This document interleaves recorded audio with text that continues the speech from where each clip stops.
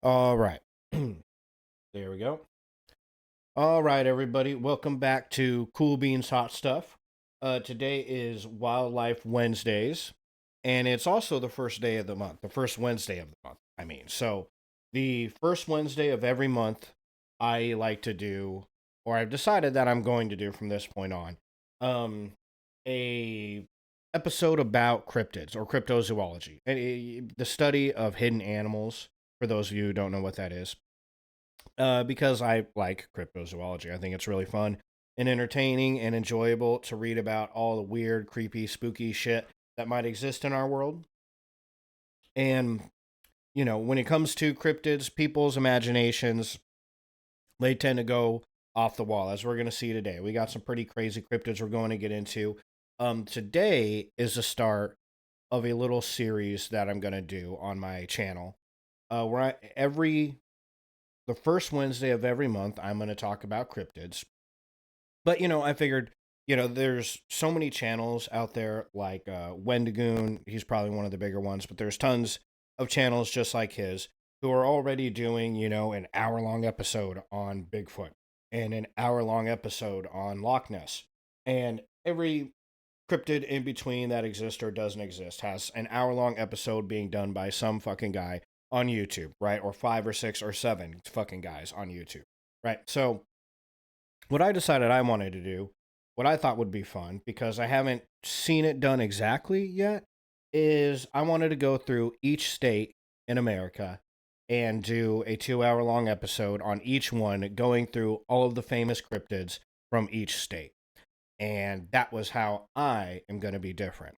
I don't know if it's necessarily all that important, but I thought it was a fun idea. So I was like, oh, yeah, I'm going to go ahead and do that, because it doesn't seem like I haven't found anybody who's done that recently. So that's going to be my get. That's what I'm doing.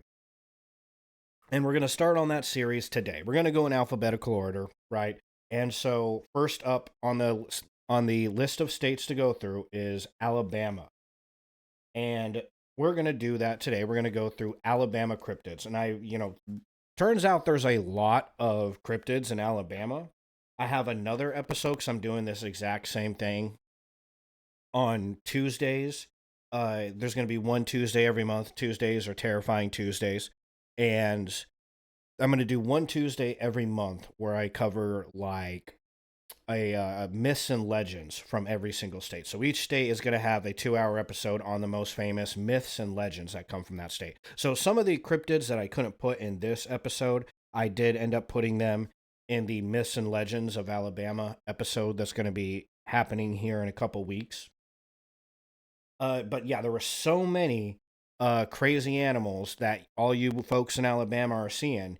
Y'all be smoking that weed and drinking that moonshine and seeing all kinds of crazy shit out there. So I picked my top 1, 2, 3, 4, 5, 6, 7, 8, 9, 10, 10, maybe, or 11, 10, 9 or 10, not my top 9 or 10 favorite cryptids. I think I left the last one off of my list because I added it to the other show. So I think it's 9 cryptids that I thought were the coolest that were been found in Alabama, and wanted to go over those and share those with you guys. And yeah, that's what we're doing today. We're just going to go over what I think are the coolest 9 animals, 9 crazy ass cryptids that those folks in Alabama who drink way too much and smoke too much thought of. And we are going to start here with Hogzilla. I don't know if any of you have heard of Hogzilla. Hogzilla is actually comes from several states. There's a lot of hogzillas, but it's exactly what it sounds like. It's a big ass pig.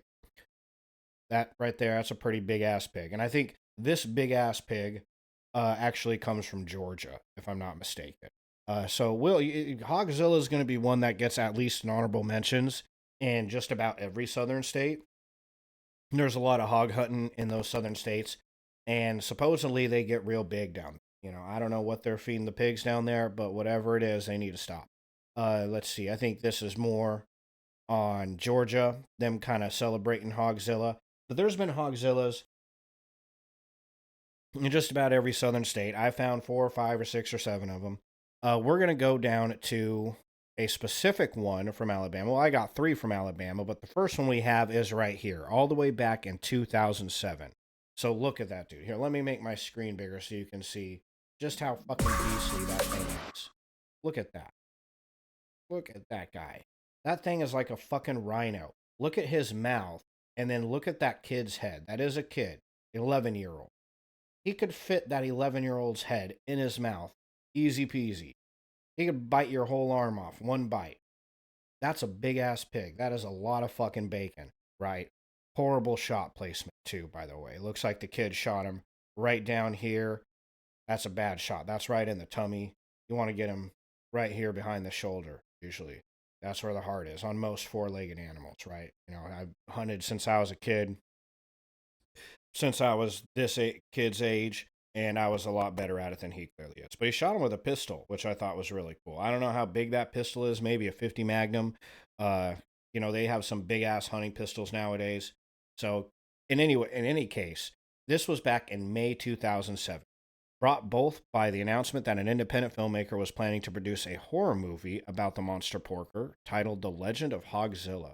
Ooh, and the claim that an 11-year-old Alabama boy had killed a hog even bigger than the renowned super swine. That is the one you saw hanging from a rope. Spoiler alert, when we go to Georgia, y'all have to pretend like I didn't already tell you. But the one that was hanging from a rope is actually kind of fake. It isn't necessarily fake, but what happened is the guy who shot it buried it, and then dug it back up. And I'm just checking to see if they actually made a movie called The Legend of Hogzilla, and it don't look like they did. I ain't seeing that. Legend of Hogzilla science. Legend of Hogzilla proven true. And so yeah, it doesn't look like they ever made that movie. That's a bummer. When I was a kid, I'm gonna go over to my.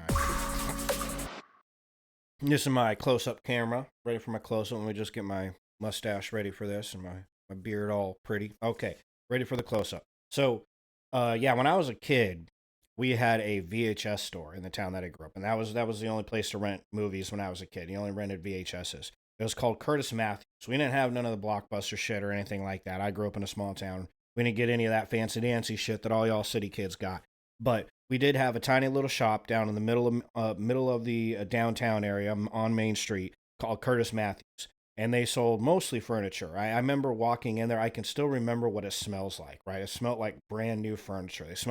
They sold furniture and TV sets. They also had an electronics repair shop in there, and then in the back was where you could rent movies. And then the back, by the way, is where you can rent dirty movies. And I know that because one day when I was a kid, I went back there, and that was the first time I ever seen a pair of boobs.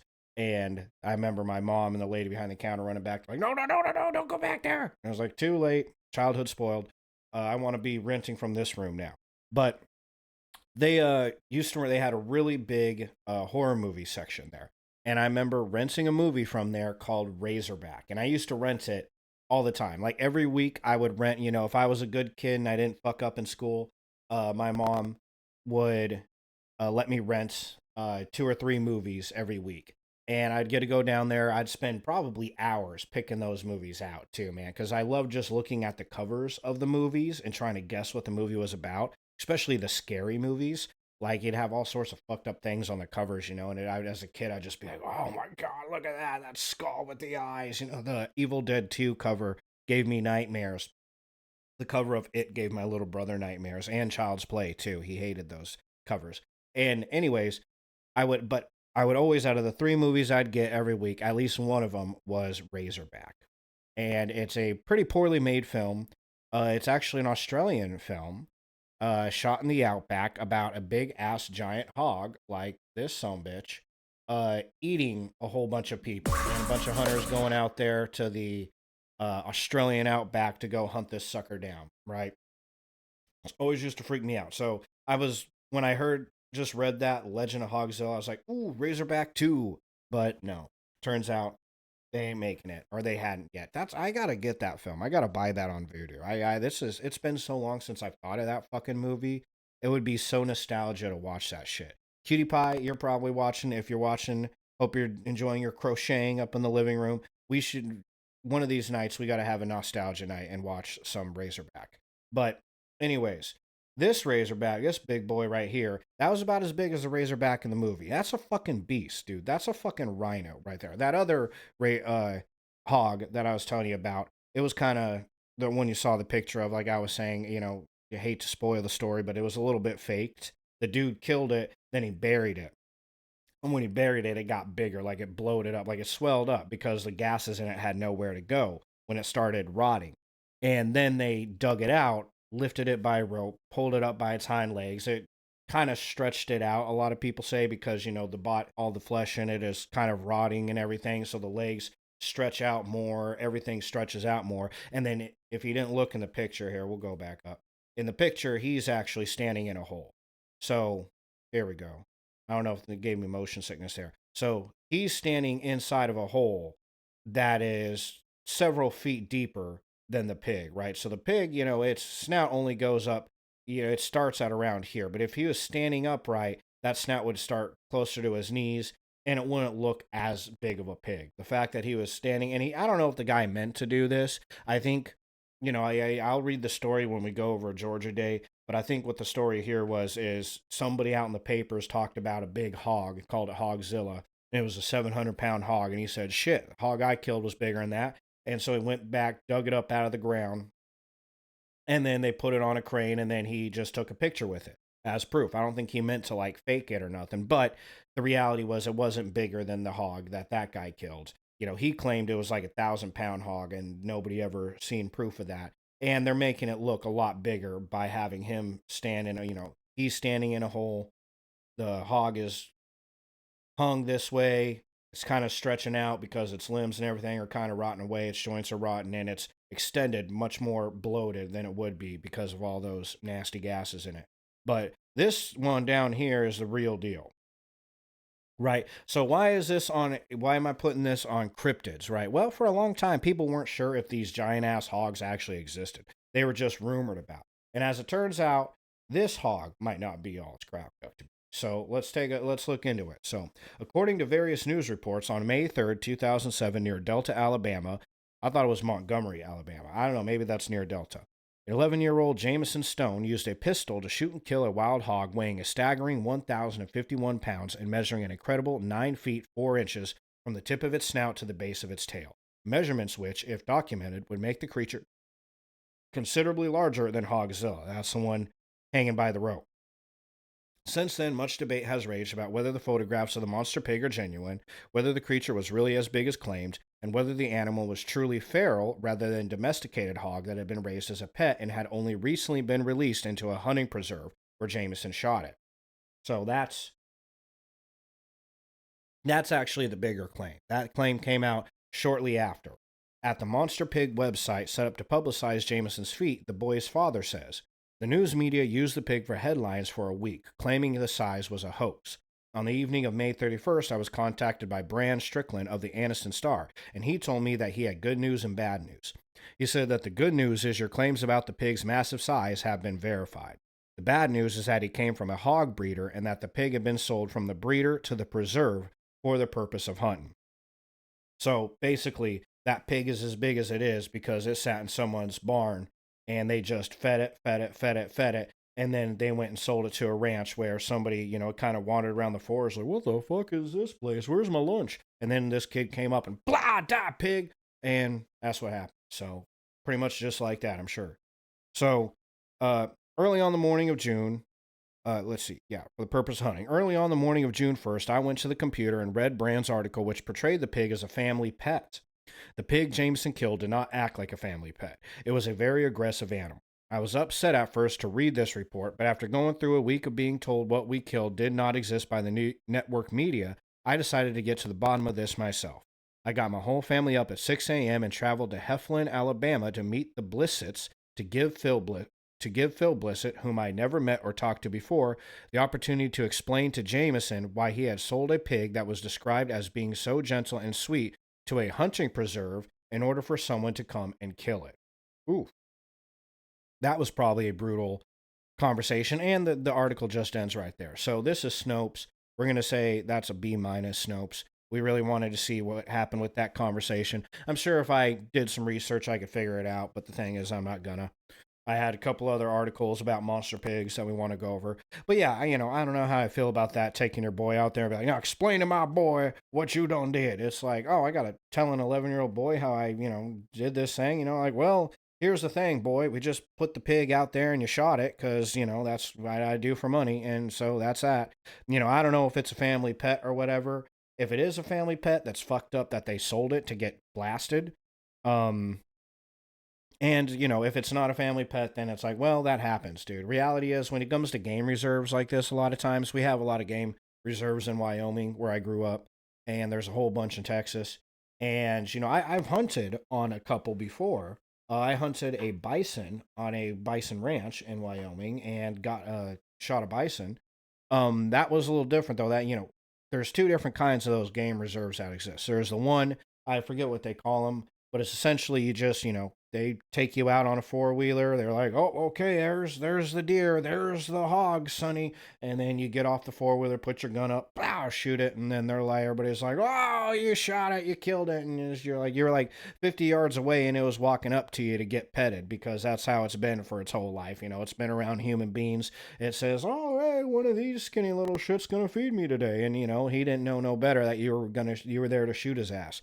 The other kind of game reserve is just wide open space. It's just a guy, really rich guy, who owns a fuck ton of land and has a fuck ton of really good animals on that land because nobody comes up and hunts them except for who he wants to hunt them. And so they don't let nobody go out there and hunt for, sometimes years at a time. They'll only let two or three come out and hunt. And so the animals there get really, really big, much bigger than they would get in a where they weren't protected, right? If they weren't in protected space. Animals are smart and they'll realize like, oh, hey, if I stay on this mountain, there's less people, trying to shoot arrows up my ass. If I go to this mountain, that's all there is motherfuckers just trying to kill me, so I'm gonna stay on this mountain. Pretty basic, survival instincts, right? Most animals have that down pretty pat. That's how they survive. And so you go to one of those hunting reserves, and like the place where I went and shot my bison, it was a hike up a mountain while it was snowing in the blizzard. I remember my dad was in his late 30s and hadn't worked out and didn't realize this is what we'd be doing, and he had to fall back and stay behind because he was using like a cane to walk, and he was like breathing hard. He's like like walking up the slope. I'm like, you okay? He's like, yeah, I'm okay. I'm like, God, I think my dad's gonna die. And the guide's like, okay, well, he can stay behind and whatnot. And yeah, no, I remember we had to sit and found the bison walking into a clearing. Had to stand there in the freezing cold, wait for him to walk in, sneak around to the opposite side. They saw us, ran over to the other side of the clearing. We had to sneak back around the whole tree line, and by the time we got done, it was pitch black. And we had to pull that giant bison out of there in pitch dark of night. So, and while I was freezing my dick off, I'd been freezing my dick off all day long. So some game reserves are places where you're guaranteed to shoot something and they're going to direct you on what it is you're going to shoot. The thing is just sitting in a pen for you to shoot. And then there's actual like ranches, hunting ranches, where it's like, hey, we got a big giant open space. We only let 2 or 3 people hunt here a year. You might get something, you might not. If you do get something out here, it's probably going to be big, but you might not. We're not guaranteeing you're going to shoot anything because we got thousands and thousands of acres, and you got to go out with our guide or your guide, whatever, and you got to find them. And if you don't find them, then you're shit out of luck, So it is what it is. I'm sure there's absolutely places that raise big ass hogs for hunting game reserves. Well, I guess you would know if it was a game reserve or not, right? He said he shot it on a hunting preserve. Okay, well, a hunting preserve near Delta, Alabama. Well, I mean, if you're going to go to a lot of those hunting preserves, a lot more oftentimes than not, you're going to find bigger game there than you would out in just a stone cold wild. Because even if they ain't, you know, even if they ain't feeding them in a pen and letting you shoot them outside the pen, the pen could just be like over here on the right side of the photo. But even if they ain't doing that, um, they're still they do still feed those animals what they want. Because there's slightly different rules when it's on your property and it's a game reserve. You can feed them whatever you want. So you'll have ranchers that go out there and feed their whitetail bucks. If you go look at whitetail game preserves in Texas, they got bucks that'll blow your fucking mind. They got whitetail deer that are insane out. And they get so big because they feed them like fucking crazy and nobody else gets to go out there and hunt. So it's still, one of those things where it's like, yeah, you could see that on a game reserve. And there's people who raise animals for game reserves. And so that's probably more than likely what this big hooter was some big old beast. Again, I don't know, family pet. That's kind of wild. I never heard nobody being like, yeah, sure, take my pet and fucking kill it. Unless they really don't like that pet, which, hey, I mean, it is a big ass, that thing probably eats a lot of food. That's a lot of bowls of kibbles and bits that little shit eats, right? That big shit eats, right? So I could see somebody wanting to get rid of that guy and make a bit pretty penny off it. So it is what it is. I feel bad for the hog, though. But still, it is impressive that that's how big a hog can get. Yeah, probably not out in the wilds, but where food is scarce and it has to hunt for it and burn calories to get it. But in a pen, or on a ranch where it's a lot less predators, a lot less hunting going on, they're going to have a little bit of a longer lifespan. They're getting fed, so they ain't got to hunt as much, or they're getting bred for game reserve. It's crazy that pigs can get that big, man. That is one scary ass pig. So that's the first hogzilla in Alabama. Here's the second hogzilla that was out in Alabama, much, much less big, right? And I don't think this is the same kind of a pig. This is kind of like a warthog looking ass pig. So, but let's take a read on this because this is a pretty short article too. Yeah. So, wild hogs are not uncommon, especially in southeast Alabama. But 820-pound monsters like the one Wade Ciego discovered in his front yard in Sampson, Alabama, are a little more rare. Ciego awoke last week to his dog barking constantly at something lurking outside his home. As it is common for the schnauzer to be barking at squirrels or deer, Ciego didn't think anything about it until he saw the mammoth hog for himself. He raced in the house to grab his 38 caliber pistol and took his position on the front porch. Wow, he shot that thing with a 38. It took 3 shots to take down the hog from 12 yards away. Oh, well, 12 yards away, yeah. I suppose you can kill anything from 12 yards away with a 38. Well, most of anything. I think that's just going to piss off a grizzly bear. But when Ciego weighed his kill the next morning, it tipped the scales at 820 pounds and boasted 6-inch tusks. Feral hogs are considered a serious threat to all wildlife in Alabama. According to the Alabama Department of Conservation and Natural Resources, feral hogs cause more than $800 million of agricultural damage in the United States annually. High reproductive rates, a lack of natural predators, ferocious omnivorous feeding habits, destructive rooting behavior, and habitat destruction are just a few reasons why Alabama sportsmen and land managers are encouraged to help control this non-native species. Feral hogs have no closed season and no bag limits in Alabama. Therefore, hunters can legally hunt these animals throughout the year with no restrictions. There has been speculation that the hog killed by Ciego was a regularly fed pet owned by a neighbor and was not truly a wild hog. However, the thought of a gigantic cod roaming the woods is still unsettling for some Alabama landowners. So they bury the lead there. This guy fucking killed somebody's pet. He just saw it in the front yard and was like, oh shit, and fucking shot it. For the record, like if you had a pet crocagator, right? If like my neighbor's name is Bob, he's an 80-year-old man. He doesn't probably have a pet crocagator. But if he did, right, and I went out my front door and I saw that shit's just sitting in my fucking front lawn, I'd fucking shoot it. It's a big ass crocagator. Same thing with a hogzilla. You walk outside and there's a hogzilla just staring at you, right, with them big ass tusks and that big old fucking nose and shit. Yeah, I'd shoot the shit out of it. That's what guns are for. That's why I have a gun, in case some big ass giant hog monster decides to, root in my front yard. So, yeah, that makes sense. I feel bad for the pet owner. That's just hilarious that this one too. And the third one also, this guy right here. Look at that fucking beast. That is huge. Another hogzilla. This is in the same year. Both these were 2017. Right? Look at that fucking pig. Jesus fucking Christ. Is that its ball sack? Look at that. That's a fucking testicle right there, I'm thinking. Jesus, he could knock you out with that fucking thing. That's as big as a fucking speed bag. You could fucking box that thing. Holy shit. Yeah, that's a scary ass pig, man. Massive hog, big enough to feed bacon to the whole state of Alabama, was spotted in Phoenix City. Phoenix. Not Phoenix, Phoenix City. Angela Rena was walking through a park on October 26 when she saw the enormous hogzilla wandering the streets of the neighborhood. The hog is more than likely someone's pet rather than a wild feral hog. However, this is not the first giant pig spotted in Alabama. Okay, yeah, imagine running into that on your morning jog, right? Oh, content not available right now. It never is. Go fuck yourself, Facebook. It's why nobody uses you anymore. Yeah, so, same thing. They're assuming that it's somebody's pet. Maybe, probably not this person's pet, unless this person's got a full ass corral behind their house, because this looks like it's probably in the city. You don't have no concrete curb like that leading up to your house out in the country, you know what I mean? And with a small grass, cut grass like that. But geez, imagine being this fucking guy. This guy's probably staring out the window right now, like, help me. Fucking, you'd shit a brick. You walk out your front door, and this bit motherfucker's looking at you. Like, that's like, oof. So, and I think that's a mama one too. No, well, because that was a testicle. Never mind.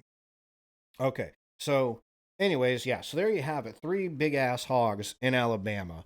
And the thing is, there's a good chance that none of them were wild, right? So you can't really say that these are wild animals that are just out roaming around Alabama. You could. I mean, it's possible that there is a big ass pig like that somewhere out in them woods, But, the first one, people are pretty dang sure. Because, I mean, they even had the name of the family that sold the pig to the hunting preserve, right? And even if it wasn't, what they said it was, a family pet that was bred to be that big, it was still on a hunting reserve. And like I told y'all, hunting reserves are going to have bigger animals than anything you're going to have out in the wild.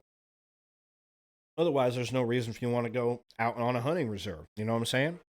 So even if that's not the case, that it was a pet or it was grown to be that big, it's still going to get a lot bigger on a hunting preserve. That second one, they also said it was someone's pet. They said it was likely it was someone's pet. So we'd have to do a little more sleuthing to see if it actually was. And then they said the same thing about this guy. I have no idea. I don't see a collar on it, right, that says Spot or Princess, on that thing. So maybe it is, maybe it isn't. I don't know. I don't see any tags in the ears or anything like that. Usually, if you got livestock, pigs, sheep, cattle, I grew up on a cattle ranch. Well, not on a cattle ranch. My grandpa owned a cattle ranch, and I did grow up on it, I guess. But, tags in the ear, brands, anything to show that that's somebody's property. You got to do that. Because to avoid situations such as this. Now, if your cow wanders on in somebody's house, your big ass pig that can kill somebody wanders up in somebody's house, they have a right to kill it. It's on their property. But at least they know whose it is and they know who to call and say, hey, bro, you need to come get your fucking pig because I killed the shit out of it. You're required to call the owner so he knows, fuck, I just lost a fucking, I don't know, $2,000 pig or $5,000 pig or however much these things cost. They ain't cheap. Cows ain't cheap. I don't exactly know how much a cow goes for nowadays. I don't go down to the cow store and buy myself a whole cow nowadays so much. But, they ain't cheap. They're pretty expensive. So, people put their brands on it. So if it wanders onto somebody else's property, and that person is a good person and they aren't attacking him or them, their little kids ain't in danger or nothing, then they can call you up and say, hey, come get your fucking cow. Come get your fucking pig. Call animal control and animal control can find out who you are, based off of the brand or, a tag in the ear, something to that effect, right? But you need to have some sort of marking on your animal. And in this photo right here, see on the other side, there could be a brand on the hog. I've never owned pigs, so I don't know if people brand pigs, if that's even a thing. Usually, when I've seen photos of pigs on somebody's ranch, they got a tag hanging out one ear or the other. You know, but if it's a family's pet, I would, I'd assume you'd put a collar on it, But I don't know. Who knows? You ain't exactly gonna go walking that thing in the dog park, right? But it is a thing. They do have big ass fucking pigs. There's three of them that they found in Alabama. But still, we don't know if they're pets or not. So it's still left to them. Still a mystery whether or not you're going to ever find pigs this big out in the wilderness, right? Now, I got to say, that is probably one of my favorite of the cryptids. I fucking love the big ass pigs. Again, because I grew up, watching Razorback, and I love bacon. Bacon's amazing, man. Bacon's good. So we're gonna move on to the second one though. This was the comedy relief of the stream here. The Crichton leprechaun. Yeah, that's right. There is a leprechaun running around Crichton, uh, or well, I don't think it's Mobile. Running around Mobile, Alabama, is the Crichton leprechaun. I don't know why they call it the Crichton. Oh, Tree and Crichton. Okay, a neighborhood of Mobile, Alabama. Okay, so they've got a leprechaun running around this little neighborhood, supposedly. See, they got a sketch. Look at that. It's as pro as it gets, or well, as amateur as it gets. A sketch, amateur sketch. Okay, so that's as amateur as it gets. That's pretty amateur. That's 5-year-old amateur. But that's the leprechaun in question. Let's read about it. And so this, I don't usually like to use Wikipedia when I'm on stream. I like to, find different sources. Usually I'll run through a Wikipedia page and find the sources Wikipedia used if that's all I have. But there just isn't a lot of information on the Crichton leprechaun. There's a bunch of people in forums on Reddit that I found talking about it, but this is the most I could find about it was Wikipedia. So we'll go ahead. They do give us the full story, so we'll kick it off. So the Crichton leprechaun, also called the mobile leprechaun or the Alabama leprechaun, is a supposed leprechaun. Well, no shit. Reported to have been spotted in a tree in Crichton, a neighborhood of Mobile, Alabama, following a 2006 news report filed at local NBC affiliate WPMI TV. The video was posted to YouTube on St. Patrick's Day. Oh, no shit. What? Okay, well, I think. Oh, okay, yeah, that's what I thought. Just gives you a link to what the fuck YouTube is. Well, fuck you guys. Okay.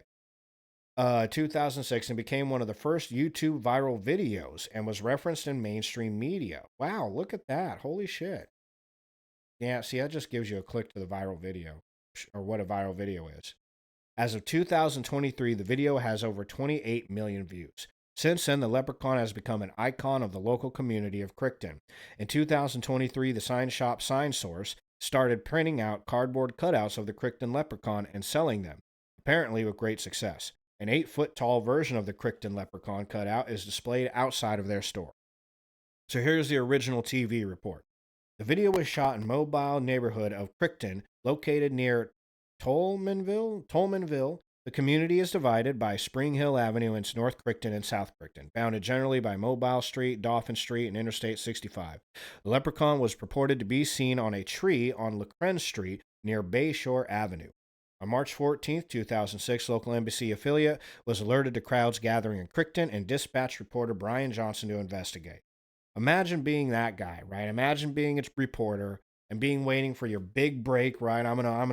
One day I'm gonna report on like something powerful that wins me a Pulitzer Prize, and then you get a call from your boss and say, "Hey, we got a leprechaun, Joe. You need to come over here and shoot that leprechaun there."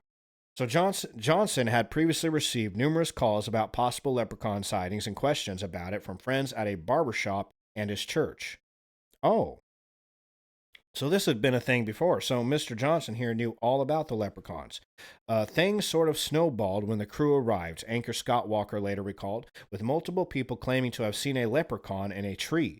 Crichton resident Nina Thomas Brown submitted a crudely drawn sketch of the supposed leprechaun. Ah, so this is Miss Nina up here, the 5-year-old. Oh, yeah, imagine drawing that and then having it plastered to Wikipedia for the rest of your life. I don't think that she ever grew up to have a career in artistry. I'm just going to go ahead and say it. She never got a career in doing anything where she had to draw on it. Among those who were interviewed was a woman who opined that instead of a leprechaun, it could be a crackhead. Yeah, that's definitely a cryptid in Alabama. Is that Bigfoot? Nah, it's a crackhead. Leave him alone. Another interviewee, DeMarco Morrissey, claimed Irish ancestry and showed off a special leprechaun flute that he claimed was thousands of years old. Morissette became known as the Flute Man due to his appearance in the report. Everybody involved with this is just great. Miss Nina's like, I can draw what it looks like, and she ends up drawing this fucking thing. This is what it looked like. And then you got the fucking flute man who just shows up randomly. Is like, well, I'm Irish. Here's my flute.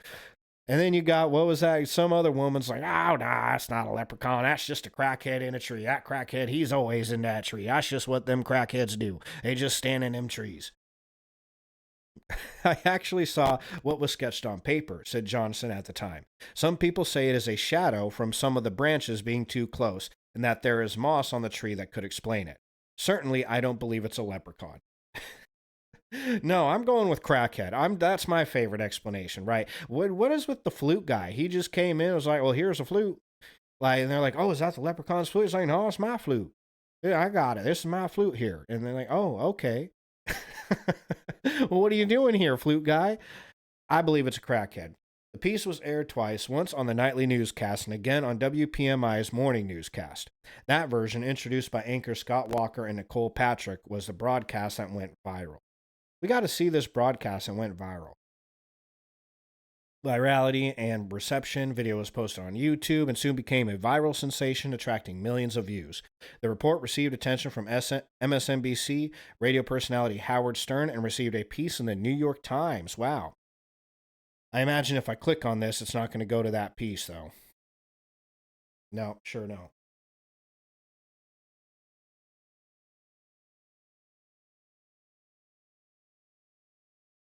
All right.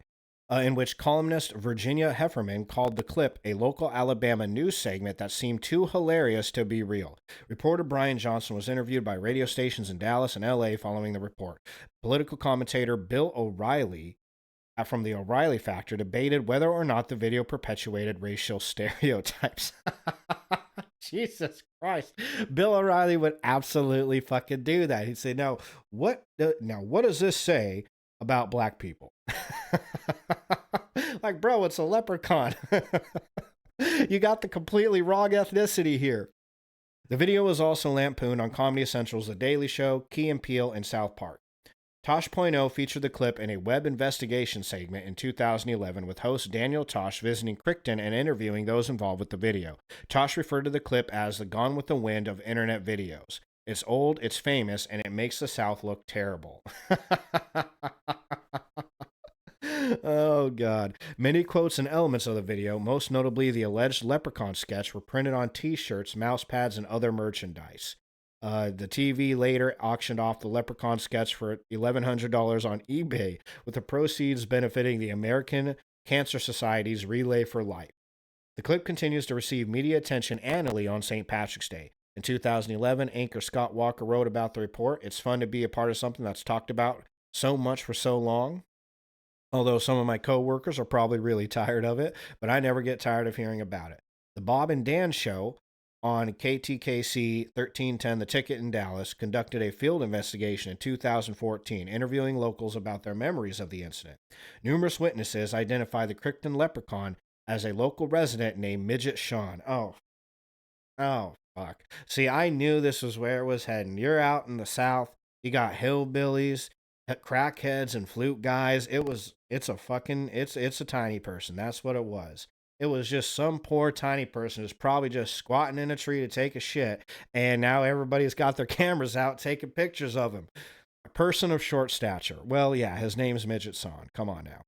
The interviewers met the man who recounted the story as a prank played on the local community, in which he dressed in a leprechaun suit and climbed in a tree while his friends alerted others about a leprechaun sighting. Nice. In 2023, the National Leprechaun Museum in Dublin praised the Crichton Leprechaun News Report as one of the most significant pieces of documentary film over the last 20 years, announcing that they would certify the Crichton sighting as a genuine leprechaun sighting. Well, they just lost all credibility, but in their defense, they are the National Leprechaun Museum, so it's not like they had a whole lot to begin with. The original, here it is. This is what I was hoping for. I was like, when are we going to get an original clip of this? Okay, let's watch this. After this video. All that tension built up. Well, just in time for St. Patrick's Day, crowds are coming by the dozens to get an up-close view at what some say is a piece of Irish folklore. Some people in the Crichton area of Mobile say a leprechaun is taking up residence in their neighborhood. A leprechaun. NBC 15's Brian Johnson has more. Yes, sir. Yes, sir. Curiosity leads to large crowds in Mobile's Crichton community. Many of you bringing binoculars, camcorders, even camera phones to take pictures. To me, it look like a leprechaun to me. All I gotta do is look up in the tree. Who else seen the leprechaun say yeah? Eyewitnesses say the leprechaun. Well, I see the leprechaun say yeah. Oh, dude. I like his fucking grill, too. Me, I gotta do is look up in the tree. Who else seen the leprechaun say yeah? Look at that smile. He's like, Mom, I'm about to be famous. Oh, shit. Eyewitnesses say the leprechaun only comes out at night. If you shine a light in its direction, it suddenly disappears. This amateur sketch resembles what many of you say the leprechaun looks like. Others find it hard to believe and have come up with their own theories and explanations for the image. My theory is it's casting a shadow from the other limb. Could be a crackhead that got hold to the wrong stuff. And it told me to get up in a tree and play a leprechaun. It could be a crackhead. Okay, see, now I understand why Bill O'Reilly was discussing stereotypes. Okay. Out to the bottom of this. Yeah, still on there, guy. Don't be afraid. Don't be afraid, man. This guy helping to direct traffic says he's prepared for his encounter with the leprechaun. He's suited up from head to toe. This wars off spells right here. This is a special leprechaun flute, which has been passed down from thousands of years ago from my great-great-grandfather who was Irish. I just came to help out. Others just came to get lucky in hopes. Oh my God. This clip just gives and gives. This is too much. That was the flute guy. That was the fucking flute guy, ready for war with his fucking flute that he got from his great-great-grandpappy. Oh my God, that is too good. A pot of gold may be buried under this tree. I'm gonna run a backhoe and uproot that tree. I want to know where the gold at. I want the gold. Give me the gold. I want the gold. This is Brian Johnson, NBC 15 News. People will do anything for a pot of gold. I mean, anything. You know what I like? I like the amateur sketch of the leprechaun. It looks like somebody got a really good look at it and got that good drawing out there. Who did that? I want to know who sketched that. I don't know. Maybe Brian sketched it. Doodle it. That was a good story. Here they are. Oh my These God. are the new fighter That jets was that will good. soon be coming to Selfridge Air. Man, I'm glad I found that. That just made my whole night. Okay, so Krypton Leprechaun, everybody, right there for you. I'm going to save that on my phone, send that to my dad. He's going to laugh his fucking ass off. I don't know which character in that was the funniest, who had the best lines there, right? Flute guy was pretty up there. I think it was Crackhead Lady. It could be a crackhead. She was my favorite. She was my favorite. I like that first guy, though. The guy with the grill, he was real excited to be there, right? He was like, this was a party. He was about to throw a leprechaun party. Oh, man. Okay, well, so there's the Krypton Leprechaun. We got it. Oh, that's right here. It looks like it was just Midget Sean, though, is what it was, unfortunately. So, Midget Sean playing a prank. Well, Midget Sean, he just trolled everybody. He's a legend now. Fucking Midget Sean. Whatever happened to that guy? All right, so there's the Krypton Leprechaun, everybody, a.k.a. the Midget Sean, a.k.a. the possible crackhead. Yeah, that's one of Alabama's more famous cryptids. Shit, man. I'm so glad they had that link, man. We are blessed to have the internet for that reason. It is shows like that, news articles like that are the reason why the internet needs to exist. Anytime anybody's ever like, oh, the internet's bad for you, I got to show them that clip just so they can see it. So be like, no, this is why the internet is amazing. This is why we love the internet. This is why we need it in our lives, for clips like that. Okay, so we're going to move on, though. Unfortunately, I do got one other that is funny. It's not going to be that funny. It ain't going to be as funny as it's probably a crackhead, but it's going to be funny. But that's later for the stream. Now, we're going to get into one that's pretty, well, common. I would be remiss if I didn't bring up Bigfoot. Reminisce. Yeah, it's reminisce. That's right. I would be sore. I would be, what's another word for reminisce? Well, if you don't know what that word is, then just look it up, I guess. So I would be regretful. There it is. I would be regretful. I don't have my cutie pie here to remind me of other words. Anytime I have a word, I'm like, what the fuck is a word? She always knows it. But so I would be regretful if I didn't mention Bigfoot, right? So Alabama is like Bigfoot fucking capital. Tons and tons of Bigfoots all over the place, apparently. I don't think it is actually the Bigfoot capital. I think Oklahoma is actually the Bigfoot capital. I think my parents just told me that. Last time I went and saw them in Oklahoma, they said, oh, no, this is where most of the Oklahoma sightings are. I don't remember, correct me if I'm wrong, cutie pie. Put it in the chat if I fuck that up. but I'm pretty sure Alabama is up there, though. Got a lot of Bigfoot sightings. This is a video about some creepy sightings, creepy sounds, and sightings on Creepy Mountain, finding Bigfoot. So this is Animal Planet. 6 million views, obviously, it's Animal Planet, but I don't quite remember this video, so we're just going to watch this one together. I'm going to throw you back on my YouTube screen, and we're going to see if it's good or not. I mean, it ain't going to beat the Crichton Leprechaun video, but, you know, we'll see. There's good habitat in Alabama. I mean, it's typical southern environment. You know, it's pretty logged over, a lot of regrowth, a lot of pines, some hardwood. Supports a lot of deer, wildlife, turkeys, raccoons, possums. They got it all down here, so Bigfoot can be here just as well. Let's take a look at this video, Bubs. Right here. That's right. Okay. So this was a Bigfoot video that came out. Let's see. When did they air this? Wow, this is 10 years ago. So this is a Bigfoot in Alabama video that aired. I don't got a whole lot to talk about with Bigfoot because it's Bigfoot. Everybody's talked about Bigfoot, right? Bigfoot, he's kind of old. I'm just about over Bigfoot. So, but I did want to show you a couple videos. You know, again, it's Alabama. You're going to have to talk about Bigfoot, right? You know what I'm saying? It's like you're going to have to talk about El Chupacabra when we get down to Arizona, right? You're just going to have to do it. So, anyways, yeah, check out Bigfoot or this video here. This is an actual video that somebody sent in that Animal Planet investigated. There's a figure standing what appears to be in the foreground of a tree with some type of foliage, say from mid-torso down. You can see head, you can see shoulders. Well, if you can see head and shoulders, you can automatically eliminate other animals like bears or deer or whatever. We're looking at a Sasquatch or a human being. Yeah, absolutely, Cliff. This is not a bear. Bears would have more of that slope with their shoulders coming down. That's straight across shoulders. That's not a bear. We're all in agreement that the original figure is upright, not a bear and not a deer. But what we have to do is eliminate any possibility that that's not a human. His friends are obviously glowing a lot hotter than the creature, if that is a creature. Why isn't it as hot as the other figures? Yeah, could it be that that's a man in a suit or some sort of costume? If this is really a Bigfoot, I would expect the heat signature to show a little bit brighter than that. The fact If that's really a Bigfoot, I'd expect it to be big, you know?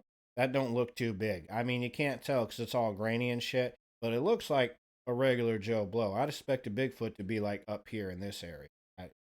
I mean, all my experience with Bigfoot. The fact that it's so dim might be an indicator that it's a guy in a costume. Are these guys hoaxing us? Were they hoaxed? The only way we can be sure is by figuring out if the figure is larger than a person. Well, this video isn't an isolated event either. These guys hit this spot quite often, and they've given this location the nickname of Creepy Mountain because of all the weird noises that they hear when they're up there. Yeah, usually You Alabama people, you're real original, ain't you? you hear creepy, it's not the kind of place you want to go, but when it's called Creepy Mountain, there's squatches involved, that's the exact kind of creepy I like. Hey, madam. All right, Creepy Mountain. Thought a 5-year-old named it that. Nope, it was 3 grown-ass men. But that's the, you know, if you want to watch how that ends, I imagine we could probably spoiler alert that one. I highly doubt that it ends with them finding Bigfoot. I'm just going to go ahead and throw my 2 cents out there. Make a prediction here, Nostradamus that shit, say that that was probably just a dude in a costume. But if you want to, I'm sure you could look that up on Animal Planet. Creepy Mountain, Finding Bigfoot is the name of the, I think, the documentary. Finding Bigfoot, Animal Planet. And you can watch the rest of it and maybe one other stream come in and let me know how that video ended. But we're going to take it over to this guy right here, Joshua Darren. This guy seems to really enjoy cryptids as much as I do. He seems to be from Alabama, and or I'm assuming he is because he does a whole lot of videos about Alabama, and he's got a lot of really good information. I actually found his channel when I was doing this, and we're gonna watch 3 or 4 of this guy's videos. Right, we're gonna watch his TikTok right now, but then we're gonna move over here in a little bit and watch his YouTube channel too. So if you like this cryptid stuff, go check this dude out. Joshua Darren is his name, right? His videos are pretty good too. So check this out, see what he's got to say.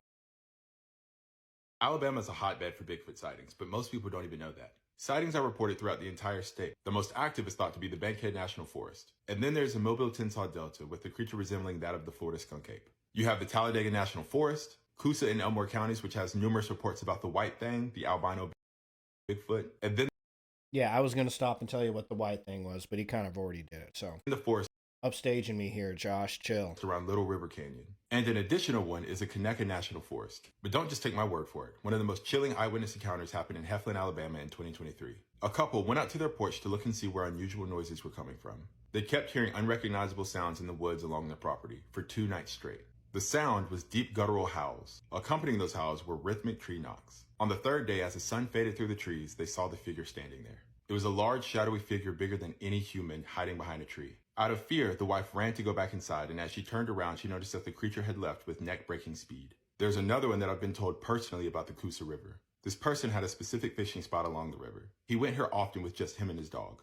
On one particular occasion, he went down to the river. He noticed one of the foulest stenches that he had ever smelled. This was followed up by the movement of trees on the other side of the river. He said what he saw was the biggest, furriest, white ape-looking thing that he had ever seen. It had glowing red eyes. And when the creature noticed him, it picked up the pace and started booking it across the river to get to him. And his dog had already left him. The person said he dropped everything he had and ran to his truck as fast as he could. And he says he has never been back to that spot, ever. If Bigfoot was to be anywhere, Alabama is definitely one of those places. My question is, what do you believe, and do you have any stories? All right. So that's what Joshua here has to say about Bigfoot in Alabama. Like I said, if you guys weren't paying attention, shit tons of sightings in Alabama. They got tons of forests out there where tons of people have claimed to see Bigfoot. Okay. So, but then again, they also thought they saw a leprechaun in a tree, which they might have actually seen a leprechaun in a tree. They just didn't realize it was Midget Sean. So I have a friend named Sean. So every time I say the words Midget Sean, I picture my friend Sean, but tiny size. And it just makes me laugh even harder. So, all right. This is Littlefoot, the Alabama Bigfoot of Little River Canyon. So we're not going to watch this whole video, but we'll watch a little bit about it, I thought. This is a documentary by Moto Giant. Pretty small channel, 14,000 subscribers. It's only 4 minutes, though, so it's another piece of Bigfoot lore down there. The Bigfoot of Little River called Littlefoot. Cycle. Searching a deep canyon in North Alabama for a lost monkey. What could go wrong? Stick around and find out. I want to tell you the story about Alabama's very own Bigfoot, but that is hard to do without first telling you about the Little River Canyon and why this place is so special. Located in northeast Alabama, Little River Canyon runs entirely on top of a mountain and is 600 feet deep in places. Very unusual for this region. It is a His cursor is a little motorcycle guy. remarkable place for motorcycle riding, hiking, and kayaking. Its steep, rocky bluffs create a very isolated biosphere for a few varieties of deer, bear, and even a few monkeys. But one creature that is said to inhabit the canyon is far more elusive: Littlefoot. So my buddy Solon and I decided to investigate and ride down into the canyon to find out if Littlefoot was real or not. Were the legends really true? Was there really a man-bear-pig living in the very remote, isolated part of this canyon? Sometimes there's only one way to find out. Jump in, and that is what we did.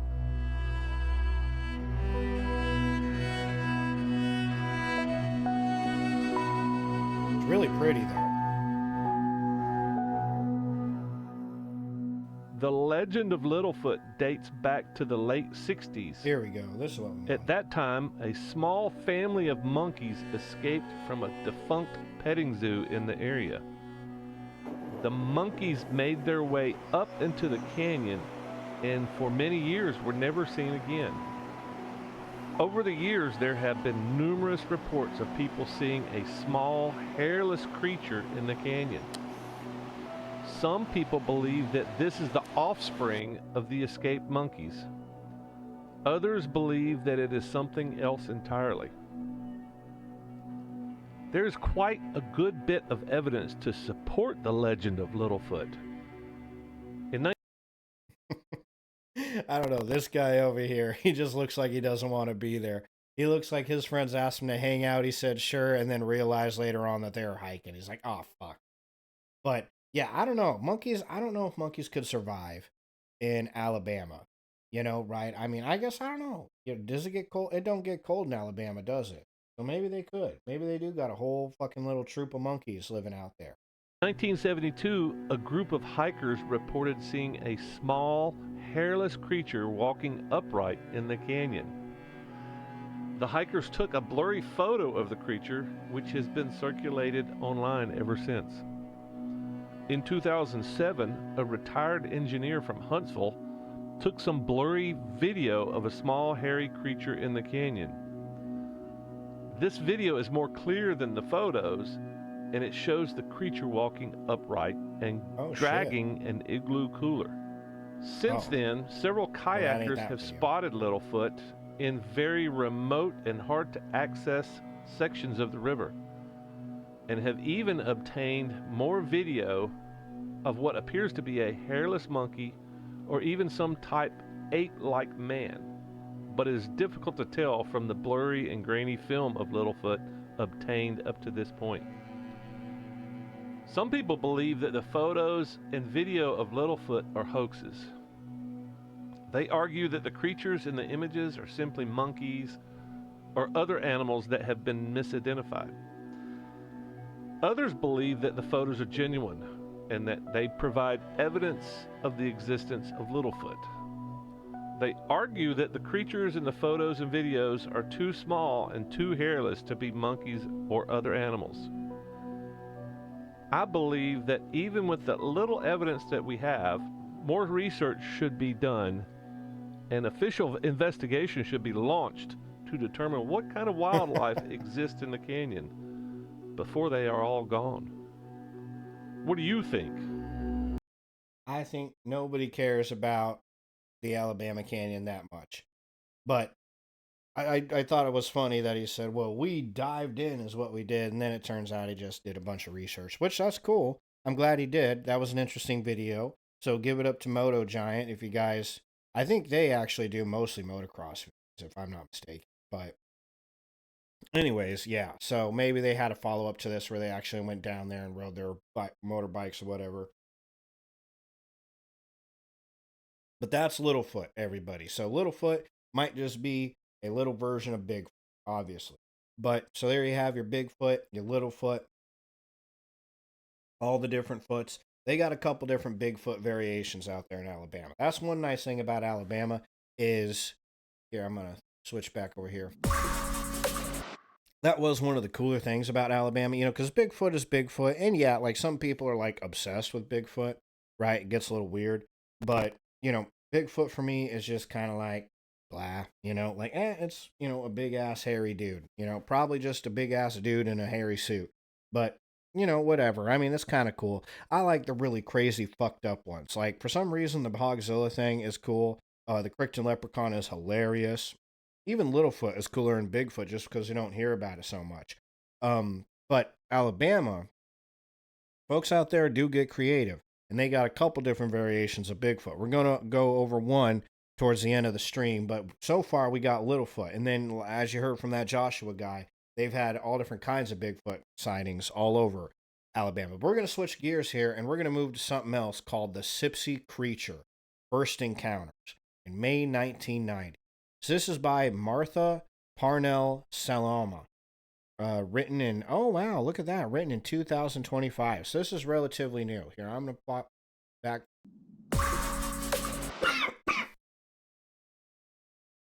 Oh, I had a fucking hairball. All right, so I'm going to flop back over here to the big screen. You can kind of read along with me. We ain't going to read this whole thing, though, because this is quite a big thing. I think we are just going to we're going to read what Martha has to say, then we're going to read a little bit of old Larry's first encounter on this guy. But yes, the Sipsy creature. What exactly is the Sipsy creature? Well, let's check it out. So, it happened almost by accident. In order to return a family relic, my father sent me to my cousin Larry's house. I remember I was excited at the prospect of visiting with him and his wife, Judy. Life was one way outside their door and quite another way once you stepped inside their home. My younger cousin, Holly, and I walked onto his porch, the construction of which spoke of sturdy, strong, reliable character. Larry and Judy welcomed us, and I stepped inside, albeit unknowingly. I walked into something I have yet to escape. We spoke at first of vague pleasantries, not the kind you might think of automatically. Our small talk usually involved the best type of knife for our particular purpose, or the number of times a blacksmith should fold steel for a sword. Invariably, we would discuss one of his eclectic collections. Judy sat comfortably on the couch, while Larry sat cross-legged on the floor. He used his hands to emphasize his words. His vocabulary was wide and precise, and he used it to shape reality into whatever he chose. I learned when he spoke. Larry is an extremely intelligent man. He has a way with vocabulary that can be as humorous as it is devastating. All of this is amplified by his striking looks. In 1989, his dark skin and straight black hair emphasized his heritage, which is in contrast with his whiskey-colored eyes. I don't know how that's in contrast, but okay, with whiskey-colored eyes. But sure, fine enough. Okay.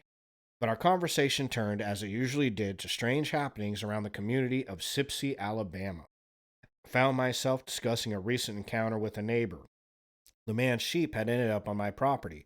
I called to let the owner know. See, that's what I said, right? That's why you have to tag your sheep. Okay, anyways, point proven. And he met me to gather his strays. We began to walk, and he carried with him a big coffee can of sweet feed to tempt the sheep. Do you hear things here? The old man had asked as we descended the hill into the bottomland along the Mulberry River. His sheep were there grazing. He shook the can full of sweet feed, and they looked up and began to follow us. What sort of things? I replied.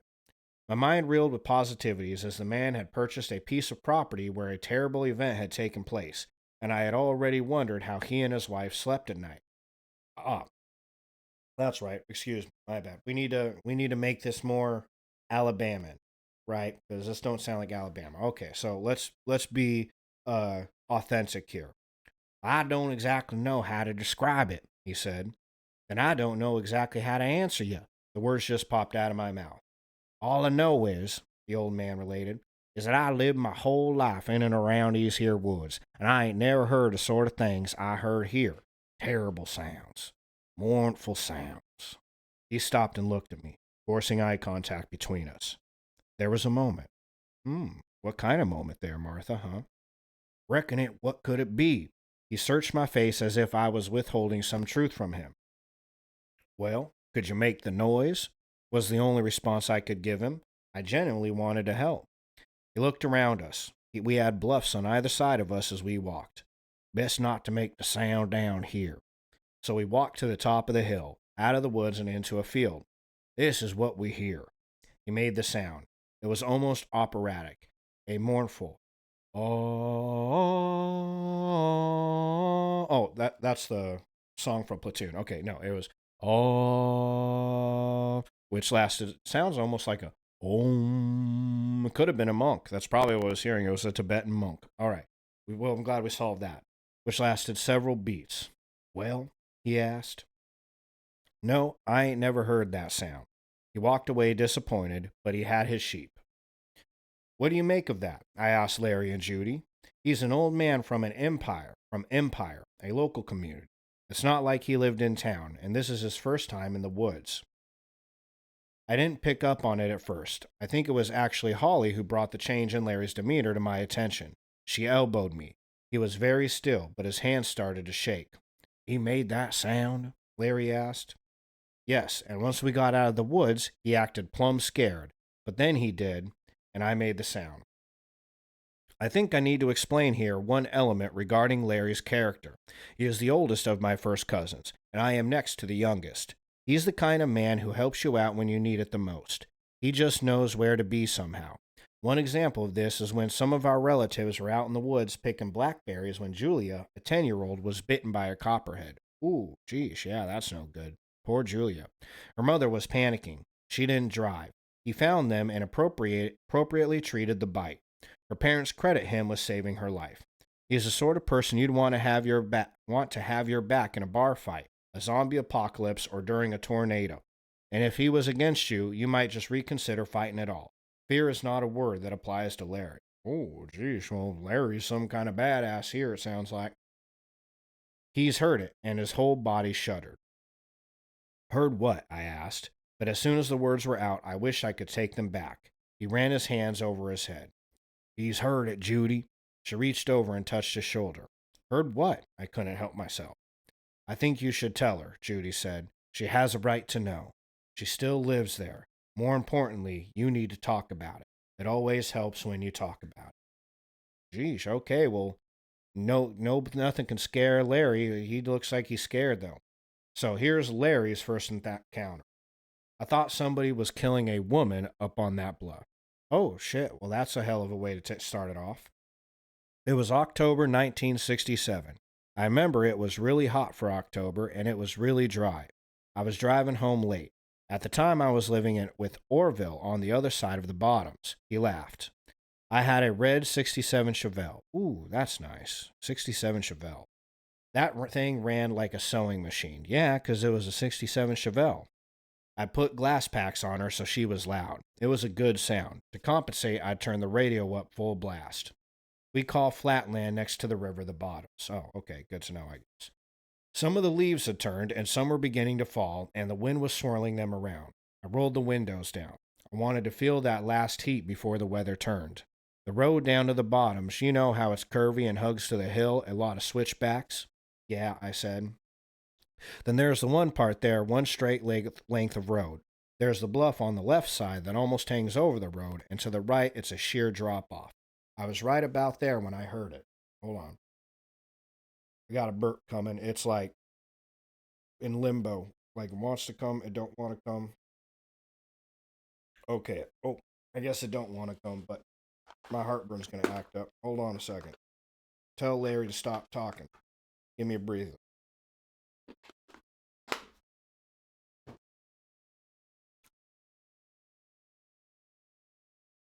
Ooh, okay.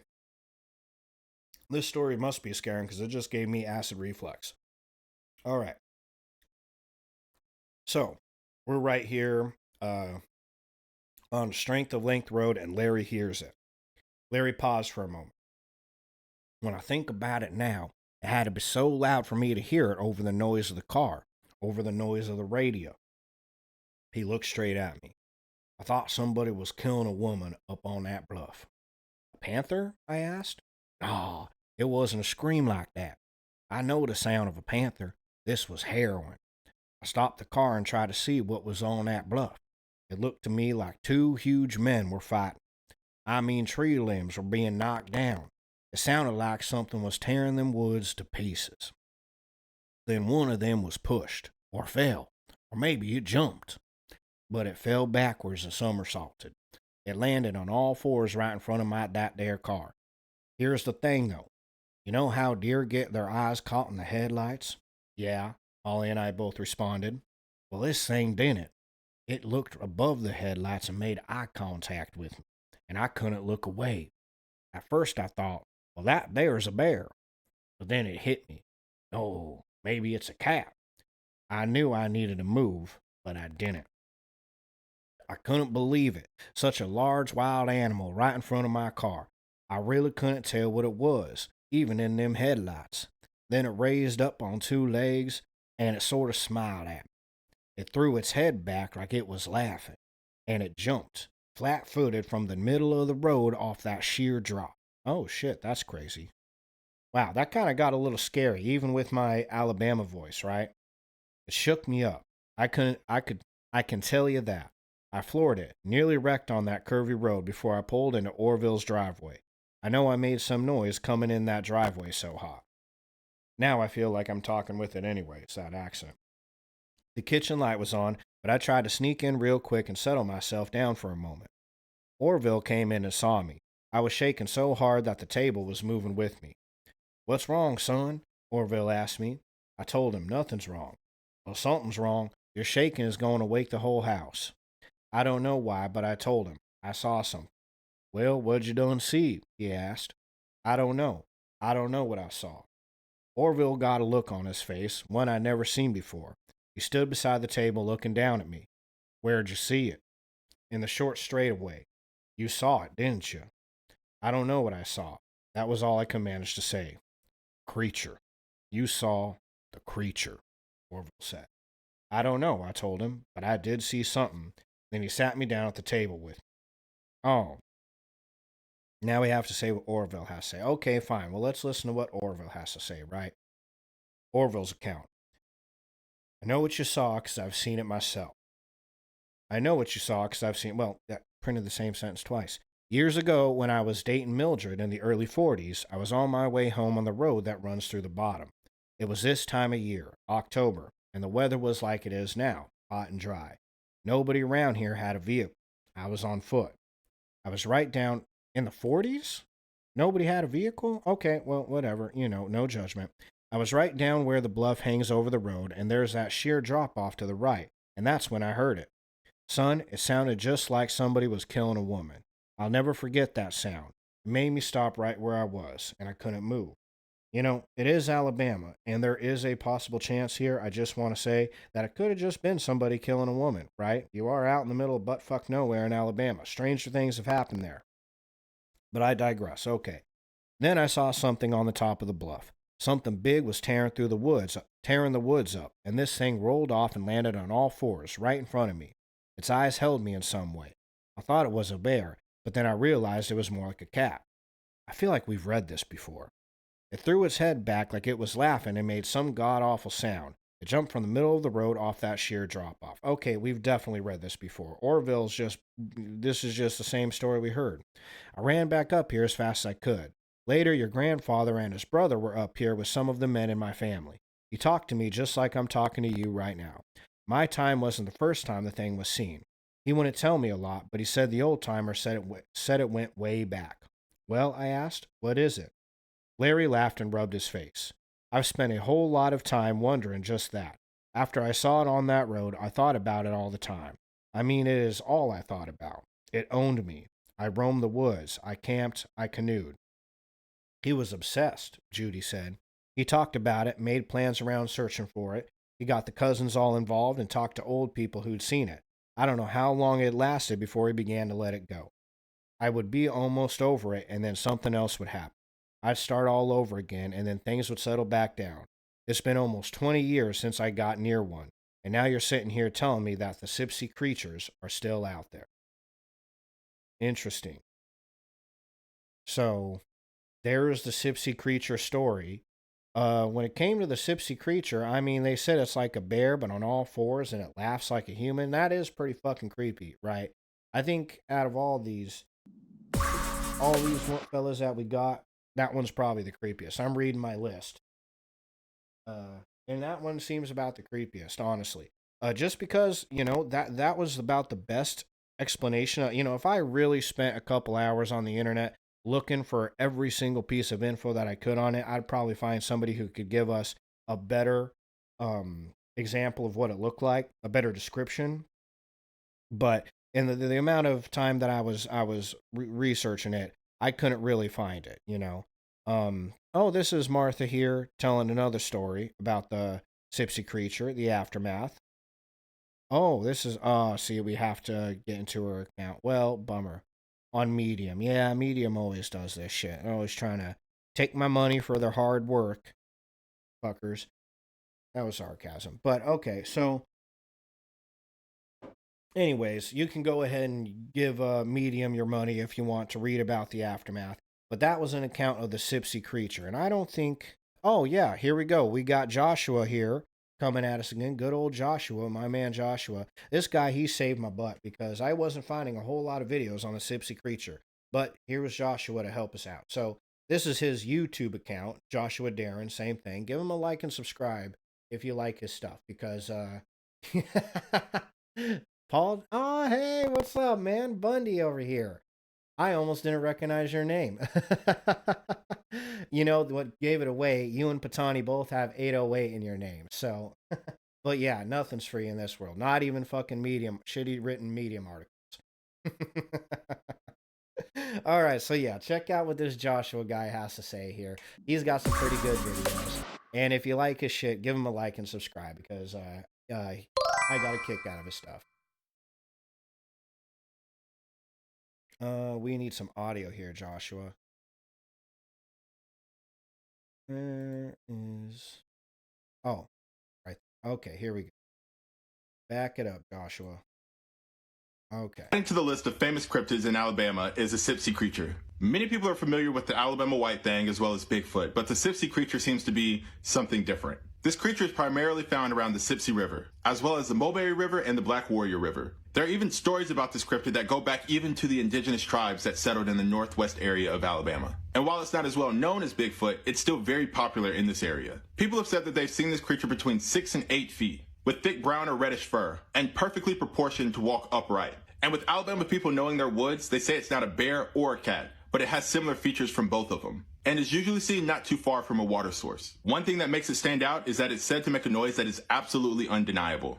And reports link it to being seen more commonly in October. And the theory is because that's when these creatures supposedly mate. If you've ever traveled through Walker County, it's not hard to believe that something could be lurking in those woods. Maybe it's a Bigfoot, maybe it's a cousin, maybe it's something else. The question is, do you believe in the Sipsey creature?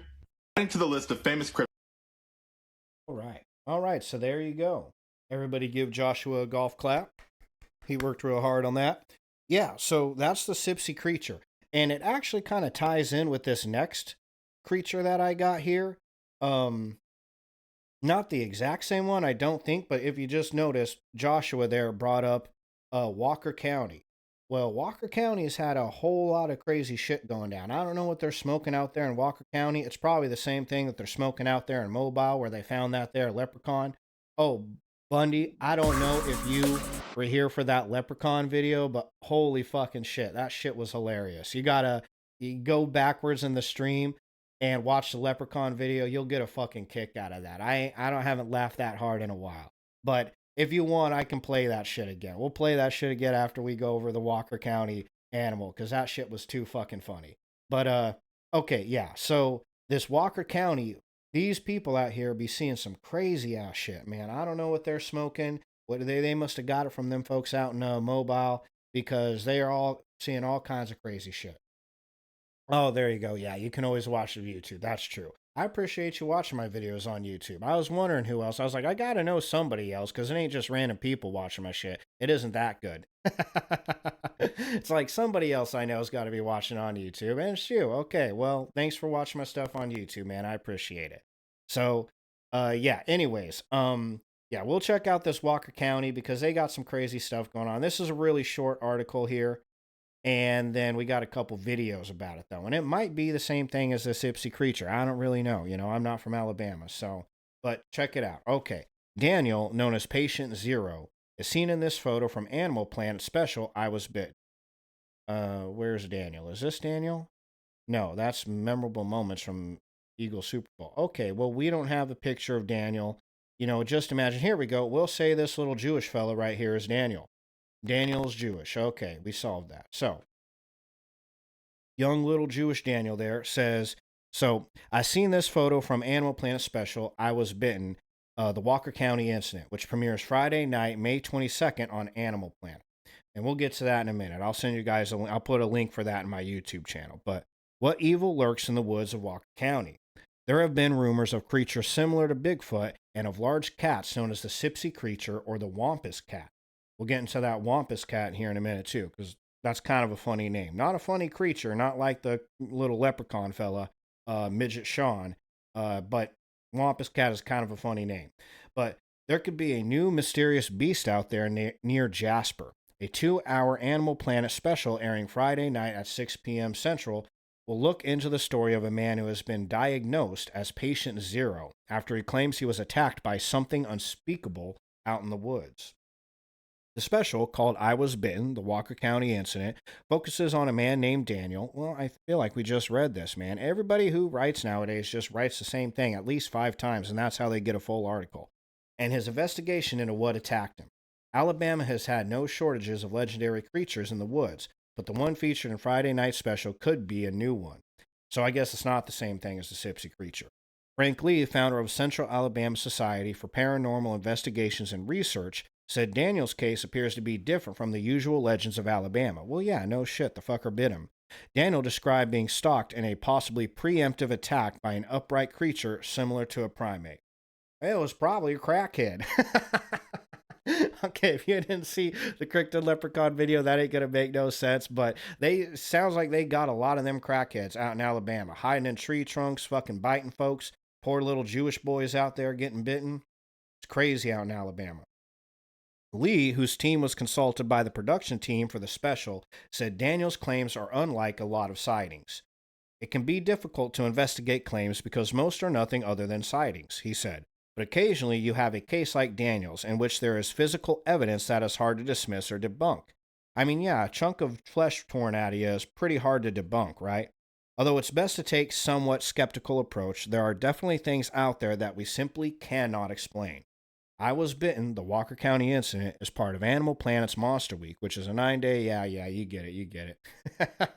Yeah, it's Alabama, so it's at least a 50% chance that it was a crackhead, or I guess a guy named Midget Son in a leprechaun suit. Could have been that too. That's what could have bit him. But if you want to find out, this is the I Was Bitten Walker County incident, the document from Animal Planet here on YouTube. So, oh, shit balls, you got to buy it. I didn't know you ever had to buy anything on YouTube. Fuck, I guess shit, nothing is free up in this bitch. Now everything on YouTube you got to pay for. Jesus. I guess you nailed it, Bundy. I need to start making people pay for this. Not you and Patani, obviously, otherwise nobody would watch. But yeah, I guess you got to pay for that too. Okay, well, if you feel like paying to hear young Daniel's story about the time he got bit by a crackhead, you can watch I Was Bitten, Walker County Incident, over there on Animal Planet Presents. Wow, 188 million subscribers. Holy balls. How did they get that many subscribers? Well, I guess it is Animal Planet, but damn. Well, that better have been one really cool video about a crackhead for that. How much is it, do you think? Hold on, let's just see.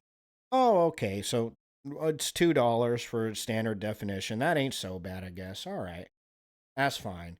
Okay, but here's a little more on the Walker County creature, since I ain't gonna pay $2 to watch a crackhead bite a kid. Yeah, I don't know. I mean, 5-year-olds, I guess, 10-year-olds. When I was a bored 10-year-old in Wyoming and I hadn't found a plug for weed yet, I watched Animal Planet. It was pretty dope, I guess, And then I found weed and discovered girls, and I was like, oh, yeah, fuck Animal Planet. Who watches that? But the Walker County creature is an unknown animal that lives in Walker County, Alabama. An Animal Planet documentary about a supposed attack.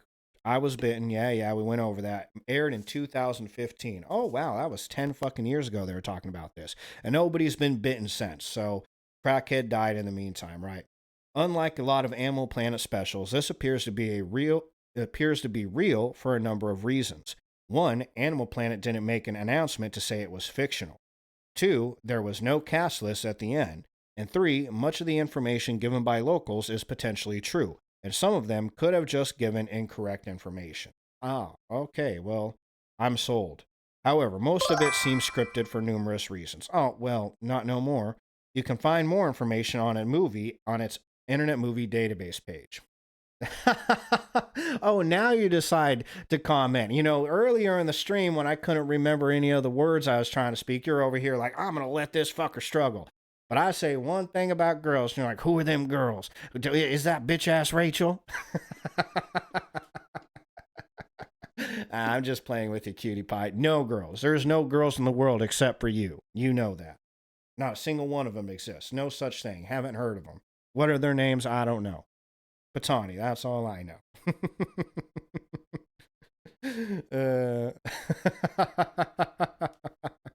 I was thinking of you beating poor Rachel up. That's what I was thinking of. Going all crackhead on her, taking a chunk out of her. All right. Dates and the names of last names of witnesses are unknown. Oh, so these are all the sightings.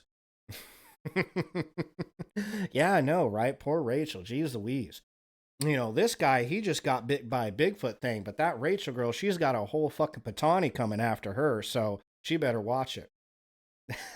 Yeah, they sure did, didn't they? She could go the whole stream not giving a shit. You know, I was talking about crackheads scaring people, and she didn't have nothing to say. Her ears didn't even perk up when I was talking about crackheads and trees. It was only when I said the word girls and she was like, what now? What is this fucker talking about? Oh, shit. That's funny. You're funny, cutie pie. Make me giggle. If it wasn't for you, this stream would be boring, hot stuff. I hope you know that. Oh, yeah, that's right. You got your nails done. Yeah. Them cute nails. Now you got cute nails, but now you can't comment on my videos anymore. That's what it is. See, I thought I was just boring you. You're up there crocheting like, God, this guy's so fucking boring. Why does my boyfriend do this?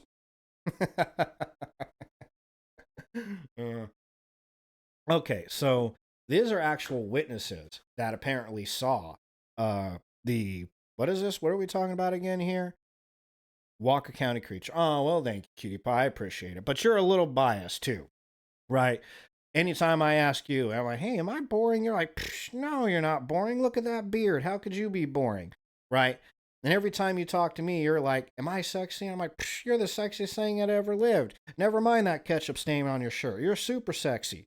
You know, we're biased when we talk to each other about these sort of things. So, oh, well, thank you too, Bundy. I appreciate it. I do. Well, I appreciate both you guys. I'm glad that you both are enjoying it. You know, honestly, what I enjoy more than the actual show is just sitting and chatting with people on the show. I feel like that's a lot funner. So it's fun to have people. Oh, that's right. Yeah, you don't like ketchup. Mayonnaise then. It mayonnaise. That's what it is. Mayonnaise stains on your shirt. You don't ever have stains on your shirt. Not if you ask me. Other people might point them out, but I definitely won't.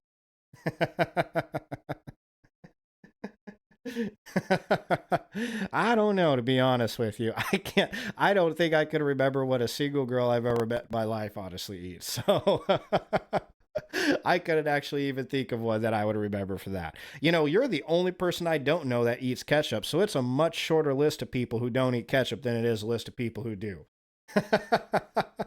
Oh, yeah. Okay. So moving on. Anyways, yeah. How about this Walker creature, everybody? Isn't this a crazy thing? We're going to talk about that. That's what we're going to do. So Daniel over here, that was a little Jewish boy, if you remember, was bitten by this creature. He has been left with scars that appear to be an acid burn. Oh, well, gave up the fucking plot right there. He just burned himself with acid. Justin caught a glimpse of this creature. Jameson was driving around and saw this creature crossing the road. He totaled his car and he injured 5 vertebrae, broke his sternum, and had 3 pinched nerves. Well, that sucks for Jameson. Geez, she should drive a little bit better. Yeah, nails make it tough. Daniel and the Animal Planet producers caught a pair of eyes on film and heard growling. Well, I'm sold on that one then. That means it happened. Daniel and his wife Crystal, his mom and his stepfather. I feel like Daniel and Justin and Jameson need to just stop fucking with whatever this animal is, right? Because they're starting to piss it off. Heard growling and they chased the creature. Well, right after it bit you too. That's never a good idea. You know, I don't know about Daniel, but I think he needs to go to a special school or something, because that's not what you do after something bites you. You don't go chasing it. The creature disappeared, but they found people in white hazmat suits.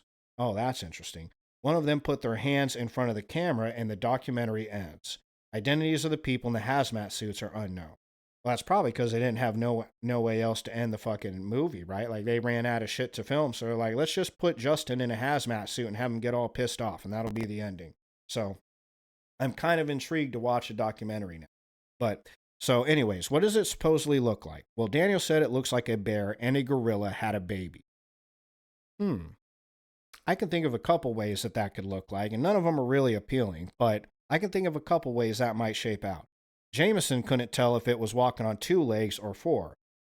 Well, maybe that's because Jameson can't count. I mean, he ain't that smart. He did go chase something that just bit his brother, so, you know. It also has been described as a canine. So we got a bear gorilla canine. It's not a man bear pig, it's a gorilla bear dog. A dog bear gorilla. That's what it is out in Alabama. All right. And other occurrences, Justin again, of course. Yeah, to be honest, I've seen a couple people who look like that too. Yeah, they fall into the bear gorilla dog category. Justin again here. I feel, are we catching a trend here, right? Same people talking about this shit. Mentioned that he used to work at a tennis court and redacted, sensitive information there, and mentioned seeing mutant spiders. Oh, well, that's what it is. Okay, so Daniel is just an idiot. Jameson is just his idiot brother that doesn't know how to drive. And Justin's just on some really good drugs. Justin is probably the crackhead that bit Daniel. We solved it. That's what this is. It's just one crazy ass Alabama family. That's what it is. Justin smokes crack, saw his brother Daniel, the poor little Jewish boy, thought he was a mutant fucking spider. He's like, it's a mutant spider in a yarmulke. And then he bit Daniel. That's what happened. Some parts of the county are radioactive. That's all it says. It just says some parts of the county are radioactive. Well, maybe that's where this family came from. They came from that part. You cracked head the code. Yeah, well, I gotta say, it was pretty easy because it is Alabama, right? If it was somewhere else, it might have been a little harder to figure out. But since we're talking about the deep down south, and look, I'm not from Alabama, but I can still say that because I'm from Wyoming, okay? So it's pretty much the same fucking place, right? They're just, I mean, they're a few thousand miles, but it might as well be a skip, rock, and a poke away from each other. So I feel like I can still make fun of Alabama. A strange mist was filmed coming out of the woods, and it wasn't a fog. Oh, shit. Somebody called the president. Residents have been reportedly hearing loud noises coming out of nowhere. Well, we definitely trust them, especially if they're living in the radioactive part of Alabama. Whatever they say must be truth, right? That's gospel. Okay, well, so that's the Walker creature. To be honest, that ended up being not as funny as a Crichton leprechaun, but it ended up being pretty funny. Like, I feel like that's just a family full of crackheads that grew up in the radioactive part of Alabama and can't stop biting each other, apparently. That's what's happening over in Walker County. So, yeah, radioactive crackheads is a fucking problem. Like, that is technically a cryptid, right? So, I mean, like, you don't see them too often in the wild, so I feel like it still counts, The Walker County creature is just a radioactive crackhead, which kind of makes it the scariest thing on this list. I'd take a Bigfoot over a radioactive crackhead any day of the week. I can tell you that. I would rather see Midget Sean in a leprechaun suit than a radioactive crackhead. That's for sure. So, them radioactive crackheads are dangerous. All right, let me load up the rest of what I got here. Because we're not finished. We still got a few of these crazy animals out here in Alabama. And again, be honest, they got a fuck ton of crazy shit out in Alabama. I had to really work hard to pick and choose which ones I actually wanted to talk about.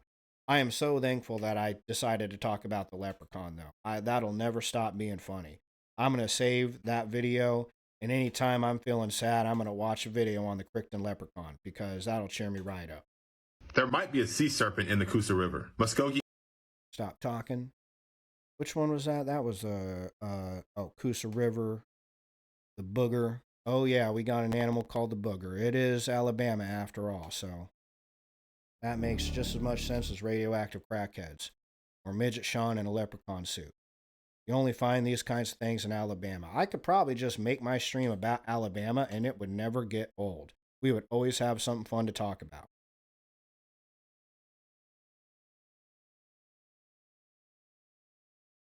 Okay, we got White Thing. Arguably one of Alabama's more famous. Joshua again over here. Hey, Josh, what's up? I told you I used a lot of his videos. He does have a good channel. They're very short but sweet. Give you a lot of info in a tiny space. Okay, so we're going to move on to... latest updates. Get out my face. Okay, the Coleman Tribune and Black Panthers. So we got, what was that last one? It was a dog man gorilla, and we got a dog bear gorilla. Then we had bear cats. Then you got radioactive crackheads and leprechauns. Now we got, and monkeys that escaped the zoo. Littlefoot is somewhere out there in Alabama. Alabama's a dangerous place, man. And now we got Black Panthers uncovering the big cat mystery. So let's see. I don't think this is, it's kind of a long article. We won't go all the way through it, I guess, unless it gets interesting. But anyway, so from Auburn University, Alabama. From high school mascots to the Marvel Universe, Black Panthers have appeared in many forms in today's culture. However, this big cat real or just an illustrated piece of fiction? Alabama Cooperative Extension System wildlife experts are here to help uncover yet another big cat mystery. Alabama Cooperative Extension System. Wow, that's a mouthful. I don't even know what the fuck that means. I don't know what a cooperative extension system is. Sounds like something you'd plug into your septic tank. There are many names that people use to refer to the animal scientifically known as puma concolor. These names include panther, mountain lion, cougar, puma, mountain devil, mountain screamer. That's a new one. Haven't heard that. Catamount and others. Historically, panthers were in Alabama. However, Alabama extension experts revealed in Mountain Lions, Alabama's Big Cat Mystery that there is yet to be a reliable verification in almost 70 years. So that's crazy. I would have thought mountain lions would have been all over Alabama. We have mountain lions all over Wyoming, so. And I think we have them out here in Tennessee too, actually. So fact or fiction? There are many people in Alabama and beyond who claim to have encountered a black panther. However, Wesley Anderson, an Alabama Extension wildlife specialist, said when specifically referring to puma concolor, the species most commonly referred to as panthers, there is no such thing as a black panther. Melanistic puma concolor, meaning those that are black or much darker than their typical tawny color, have not been recorded anywhere, Anderson said. Oh, wow, I didn't know that. I thought that was a thing. I mean, the Marvel movie said it was, so I just took it as truth, right? Melanin is a substance in living organisms that is responsible for producing the pigmentation of hair, feathers, eyes, and skin. The more melanin an organism has, the darker these features will appear. In genetic lines that contain a lot of melanin, the organisms will be black. Melanism is determined by genetics, so if the right mutation occurs, a black panther could exist, but there's currently no scientific evidence that says they do exist. Interesting. Man, I've been hearing that my whole life. That just kind of made me a little bit sad, you know? I mean, I guess, I knew the tooth fairy didn't exist. Leprechauns, okay, that's fine. World got a little bit sadder there, but no black panthers in it. That's just crazy. Other big cats. All right, well, while panthers do not have a melanistic line of genetics, there are many other big cats that do. These are the animals that people may incorrectly refer to as black panthers. Anderson said leopards and jaguars are two common ones. Simply put, a black panther in Africa or Asia is probably a melanistic leopard, Anderson said. If people in North America or South America say they've seen a black panther, it is probably a melanistic jaguar, or if they are north of the United States-Mexico border, more likely a misidentified animal. One of them man-bear pigs or man-dog gorillas. One of those things, yeah, and no Santa Claus, too. So, we thought we had Black Panthers, but without that or Santa Claus, just what the fuck's the point of being here, right? While melanistic jaguars do exist in North America, people in Alabama shouldn't get their hopes up about seeing one. While rare, jaguars have been sighted along the Arizona-Mexico border, Anderson said, so conceivably, there could be one observed in other parts of the U.S. someday. Historically, these species was seen as far east as Louisiana and as far north as Colorado, but have never been documented in Alabama.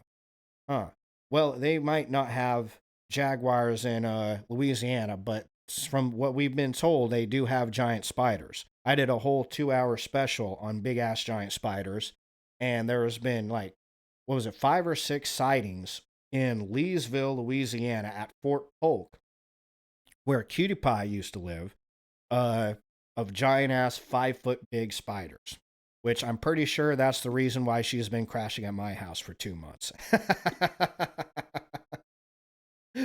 So what are people seeing? If it is not a black panther or a jaguar, then what it is that what is it that people in Alabama are seeing? Mark Smith, an Alabama Extension wildlife specialist, said a large black cat could be a bobcat, Alabama's largest native cat. What? A bobcat? Yeah, bobcats aren't that big. I mean, they're big, but not that big. Bobcats occur in large numbers throughout Alabama and the southeastern U.S., Smith said. Melanistic bobcats have been recorded, but bobcats are much smaller than panthers are, weighing about 15 to 35 pounds. They also have a short 4 to 8 inch tail and a spotted coat. Anderson said there have been reports of jaguarundi. Jaguarundi. Yeah, no, dude, fuck that. I mean, I don't like it if I come around a spider like that. Like a 5-foot spider, that's fucking crazy. Like supposedly there's a tribe in the Congo in Africa that they have what they call the Jabba Fofi, which translates to great spider. And they say that this thing is a 5-foot leg span that hides in trapdoors on the forest floor and grabs people as they're going by. But then I also read that it was a pygmy tribe, so it might just be a normal size spider. It just looks really big to them because they're like midget Sean in the leprechaun suit. But yeah, no, fuck that. A fucking 5-foot spider. Fuck that shit. I would absolutely take the man bear, coyote, gorilla thing over the 5-foot spider.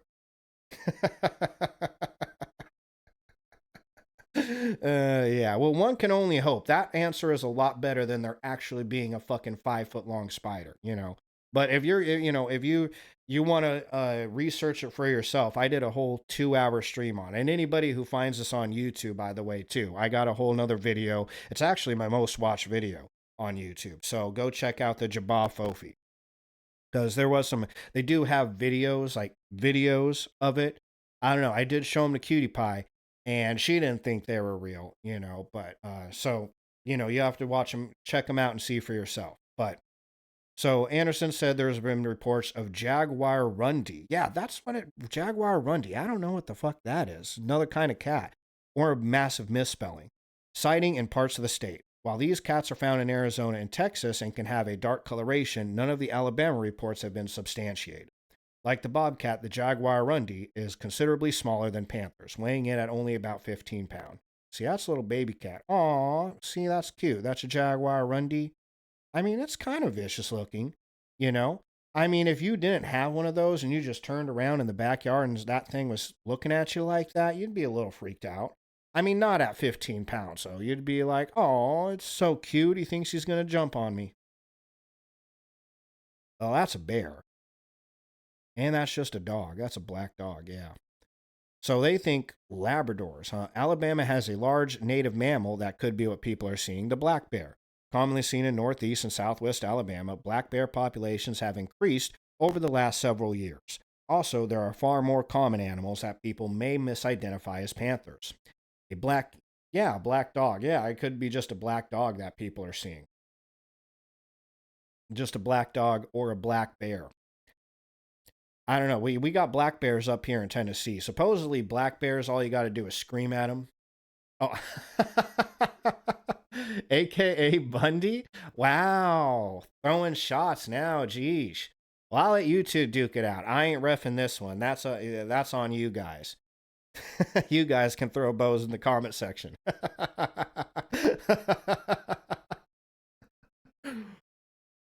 I feel like there's a story behind this that I haven't heard, though. Why is Bundy being called the black dog on that? You need to pull them fake nails off and explain yourself, all right? I need to hear this. Or, well, I guess you can wait 20 minutes because I'm going to come up there anyways, and you'll have to tell me what this black dog nonsense is because I'm intrigued. I want to hear it. Okay. I figured it was. Yeah, I figured it was. Yeah, because you Oh, really? Interesting. That's kind of crazy. Okay. Is there a reason why it's black dog and not just all dogs? So it's kind of like when people joke up here in the States, they joke about going to the Chinese restaurant and you're really eating cat. It's a racist thing is what you're doing. You're pulling a racism. That's what's happening, cutie. You just pulled a racism on your own brother.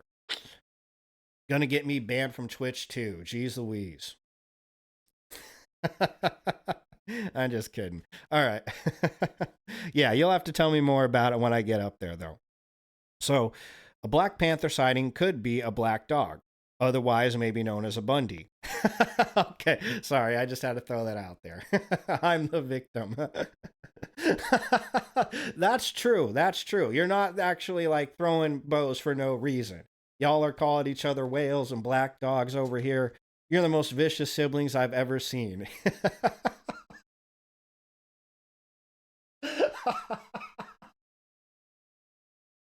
Oh, that's so mean. Okay, well, yeah, all right, that's deserved. Yeah, he's gonna harpoon you. You say he's going to get eaten by Filipinos. That sounds fair. Those are deserved insults. Yeah. Geez. Gosh, dinner at your guys' house sounded brutal, like rough, like more like a boxing match than a dinner.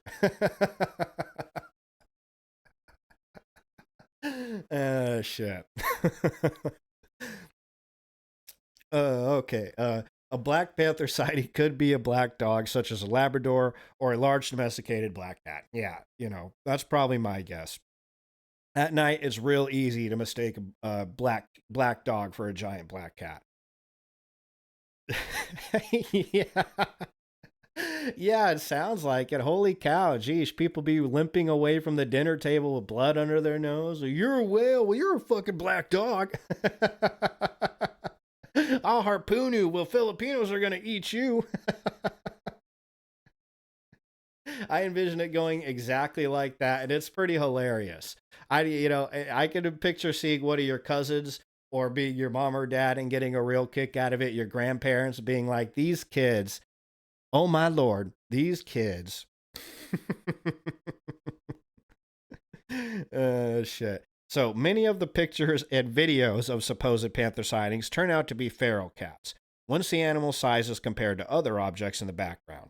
Also, if seen at the right angle or under poor lighting conditions.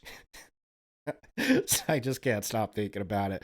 Under poor lighting conditions, a relatively common animal can start to take the shape of something completely different.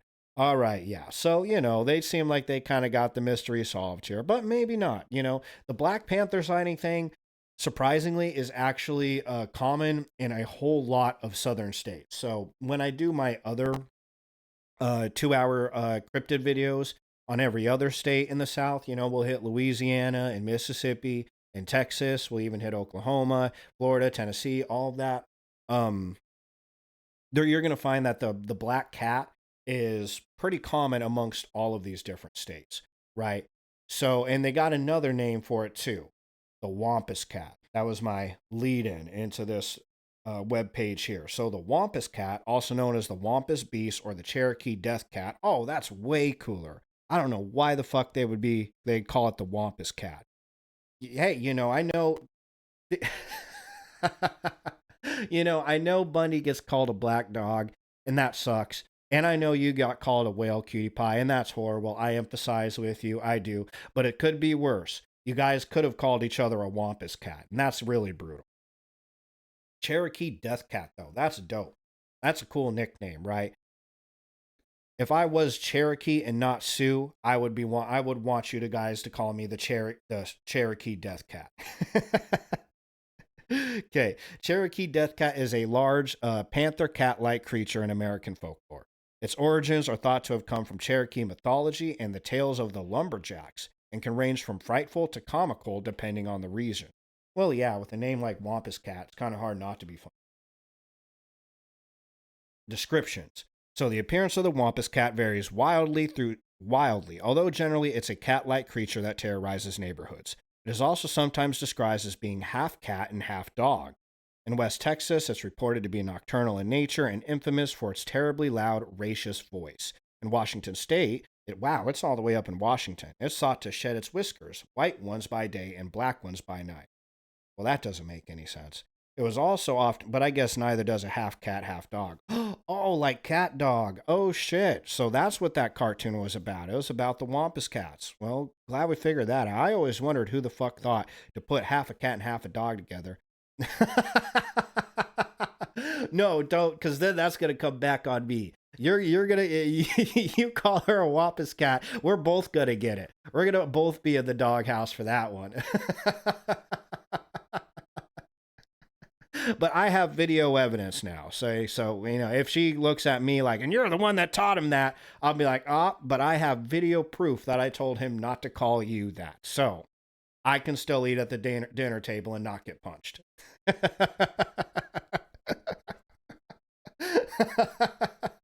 Conspiring on video. If we're conspiring, we're the two worst conspirators in the history of conspiring.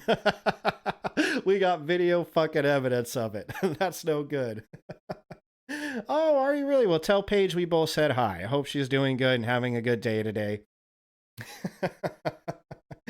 Got the whole family in on it. Yeah, to call her and tell her they're calling me a fucking wampus cat.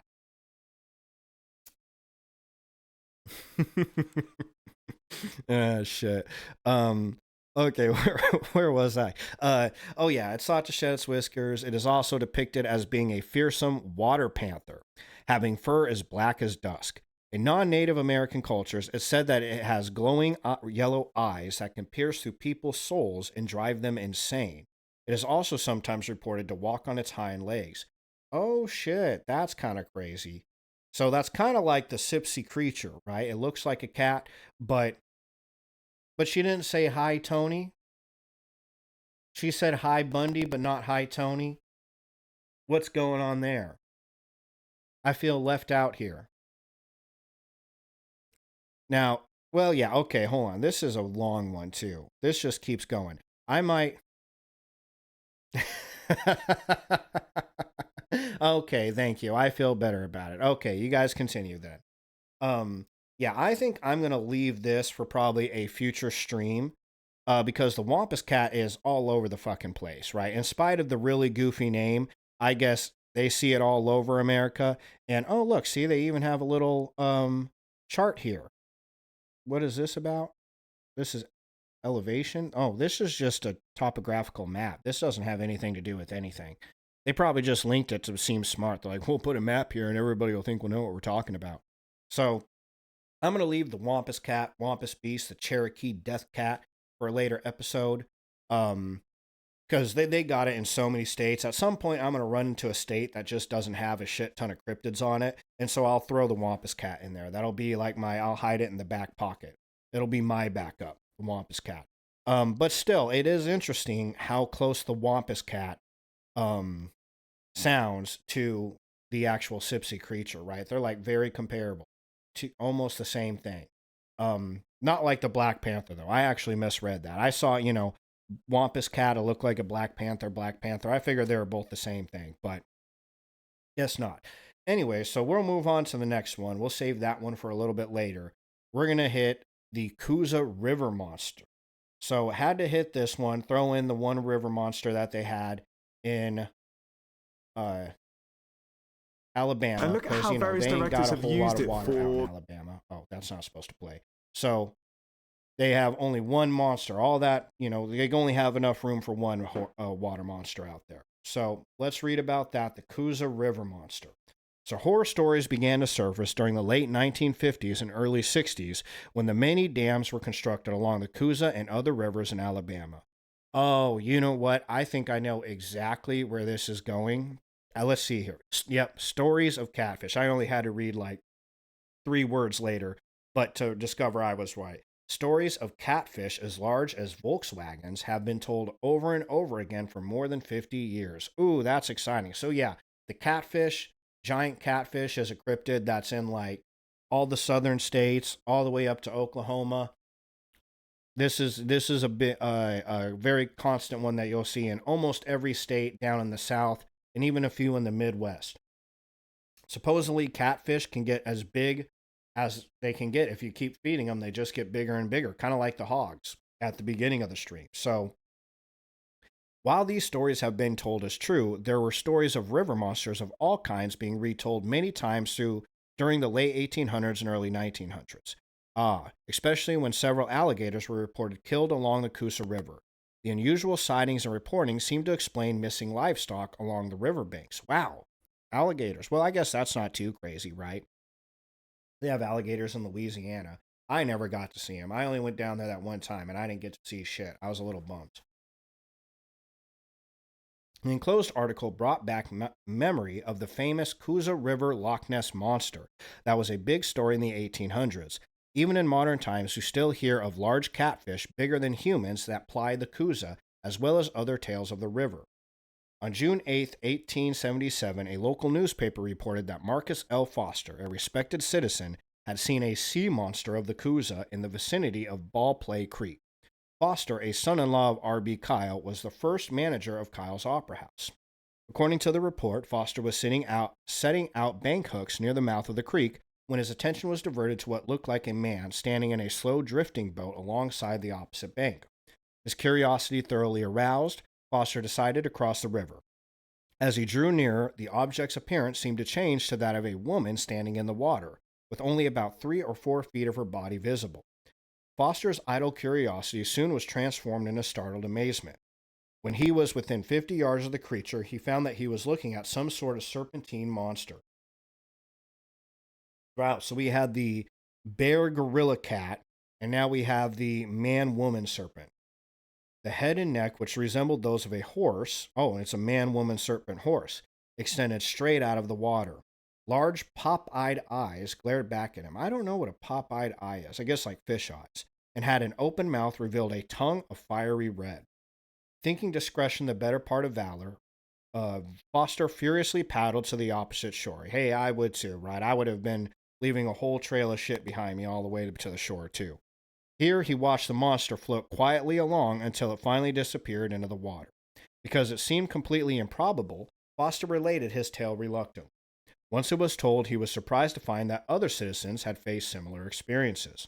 A Mrs. Martin, who lived near Foster, told of how terrified she was back in 1862 when she saw a monster in the vicinity. About the same year, Judge Lamel Standifer was paddling in a rowboat near Rome, Georgia, when suddenly a noise sounding like rolling thunder struck behind him. As he turned, Standifer saw what he thought was a serpentine head about 40 yards away, slowly sinking beneath the water's surface. Even the esteemed captain, J.M. Elliott, reported seeing a mysterious leviathan drifting along near Rome. The notorious sea monster was spotted at least 3 more times in 1877. Green Raspberry told of seeing a strange black creature near the mouth of Willis Creek. That's a person? Green Raspberry is a person. Huh. Well, those are some creative parents. Green Raspberry. Where the creature splashed from one bank to the Coosa to the other. Jean Burgess reported that he spotted a similar creature in the same locality. I like how they just mention Green Raspberry and they don't even think nothing of it. They don't just put like a little thing in there like, yes, that's that bitch's name. Like, no, they don't even say nothing. They just say, oh, Green Raspberry. Like, you know her. Green Raspberry. Everybody's had some Green Raspberry, right? All right. Each sighting told of a large serpentine-like creature covered with scales. The monster was reported to be 15 to 20 feet long and covered with large fins.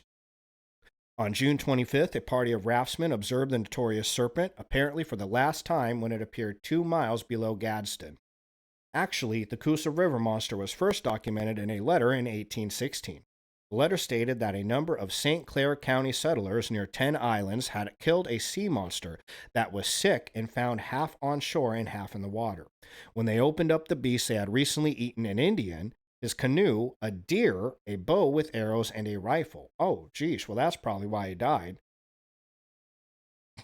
I just could have said a real nasty joke there, but I won't. It was believed that the sea monster had become ill from eating the rifle. Oh, I was going to say something else. But yeah, rifles will do that. They're probably not good for you to eat. You shouldn't eat them. The beast itself was not described in any detail. That's odd, seeing as how that you think that would be the most important detail of the whole fucking story. But when the Neely Henry Dam was under construction at Ohatchee, divers surfaced with stories about giant catfish as large as a man swimming on the murky bottom of the Coosa River. Other strange creatures have been seen on the Coosa River in Etowah County. These include riverboat captains seeing giant fish. For weeks in 1877, the Coosa monster was the talk of Etowah County. Curiosity seekers plied the river, hoping to solve the mystery. By all accounts, the fact remains that the reports were given by reputable citizens. Local newspapers were sufficiently impressed with the reports to admonish parents to keep their children away from the Coosa during the summer. Years passed before anything else of significance was heard of the elusive river serpent. In June 1882, an explanation of the mystery was advanced by a news reporter who had spent an afternoon in a small rowboat on the placid Coosa. Suddenly, a commotion commenced near the eastern bank about 1.5 miles above the Broad Street Wharf. The startled newsman saw before his eyes a huge black mass resembling a monster slowly rising from the depths. That sight, he reported, was a thrilling one and well calculated to alarm anyone. well calculated. Okay, I'm not sure what he was trying to say there, but he said it. But on closer examination, he discovered that the sea monster was only a great mass of leaves and weeds. What a bummer. You should have left that part out, head. You fuckhead. Jeez. Evidently thrown up from the bottom of the river by accumulation of gases beneath the mass. Thereafter, the sea monster faded into obscurity, so it's basically just a fart covered in leaves, and the Kusa reclaimed her tranquility. Well, I guess we solved the puzzle. It's just a fart covered in leaves. Could have been worse. Could have been a crackhead. Or it could have been a giant catfish. Giant catfish are a thing. I'm certain of it. I've heard so many stories from so many people. Oh, yeah, I was like, what is this guy doing here? You don't. Here we go. Okay, the Coosa River serpent. We're going to go back to good old Joshua, see what he has to say about the Coosa River. I'm convinced that it's a giant catfish, though. Almost said crackfish. Giant catfish. Giant crackfish, catfish. It's Alabama. Those things probably exist down there too. But let's see what old Joshua has to say about it. Subtitles. Oh, YouTube screen. And here we go.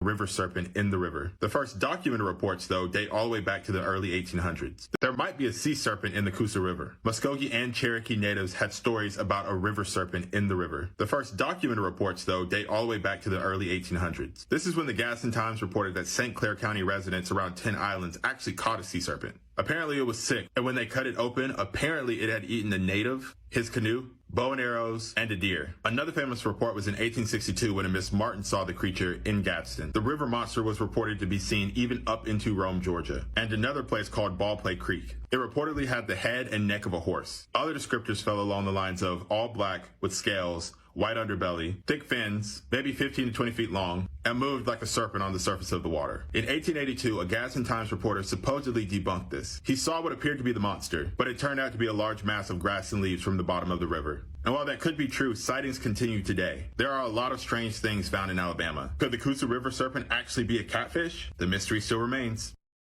There might be I feel like I could have just let Josh tell you all that. I wouldn't have had to read that whole article because he kind of just told us what we already knew. But that's the Coosa River monster. Could be a giant catfish.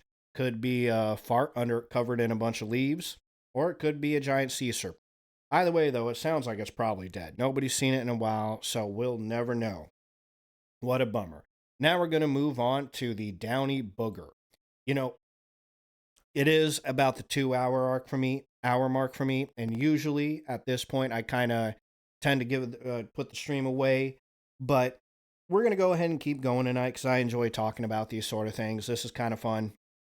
And I only got 2 more monsters after this anyway, so it's only about another 15-20 minutes. We'll keep on going. And it would be crazy for me to talk about Alabama cryptids and not mention the Downy Booger, the White Thing, or the Metal Man. We got to hit those 3, all right? Or it just isn't a proper video about Alabama cryptids. So the Downy Booger. In the later part of the 1800s, Winston County, Alabama was known for its rugged men, still brewed whiskey, hard-shell preachers, and Saturday night dances. It was also known for the Downy Booger. You can't make up that name. I love it. That's great. Every time you think Alabama people, they just impress you. You think, oh, that's just a crackhead in a suit. And then boom, somebody comes in with, well, we got the Downy Booger. It's like, you guys win.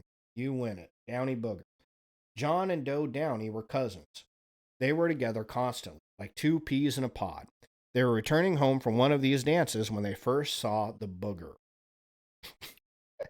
It's a little bit harder to take the story seriously when the thing's called a booger, though. Maybe that's just my inner 5-year-old, just like, haha, farts and boogers. It still makes me laugh, though. There were only 2 houses on this long stretch of road they traveled. One was the Hub Bond place with the lightning rods. Okay, I don't know what that is. The other was a rambling log house belonging to Oscar Tittle, where the dances had been held. The remainder of the road was enveloped by dense pine forest. John and Joe were jostling along on their thoroughbreds, that's a horse, gaily recounting the events of the eve. for all y'all folks who never rid a horse, when suddenly a strange-looking creature bearing both the resemblance of a human and an animal leaped out in front of them. The horses must have spotted it at the same instant the boys did, for they stood on their stood on their hind feet. I thought that said their hands feet. I was like, I don't know what that is. Stood on their hind feet, snorting madly, almost throwing them from their saddles.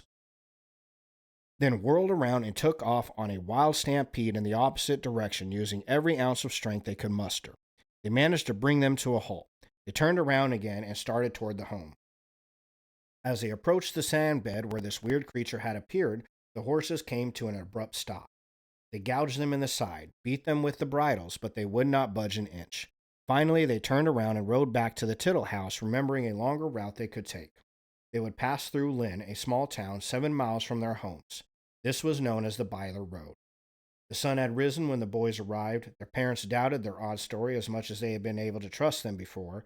No one else had run into the booger. Yeah, it could be just 2 boys stayed out late and decided to make up a story to their parents, and that became an international or a national news story. One night, about 3 months later, a family was returning from a 3-day church service. When they came to the sand bed, it darted out from behind a clump of bushes. It stood for a few seconds and as quickly as a wink ran from sight.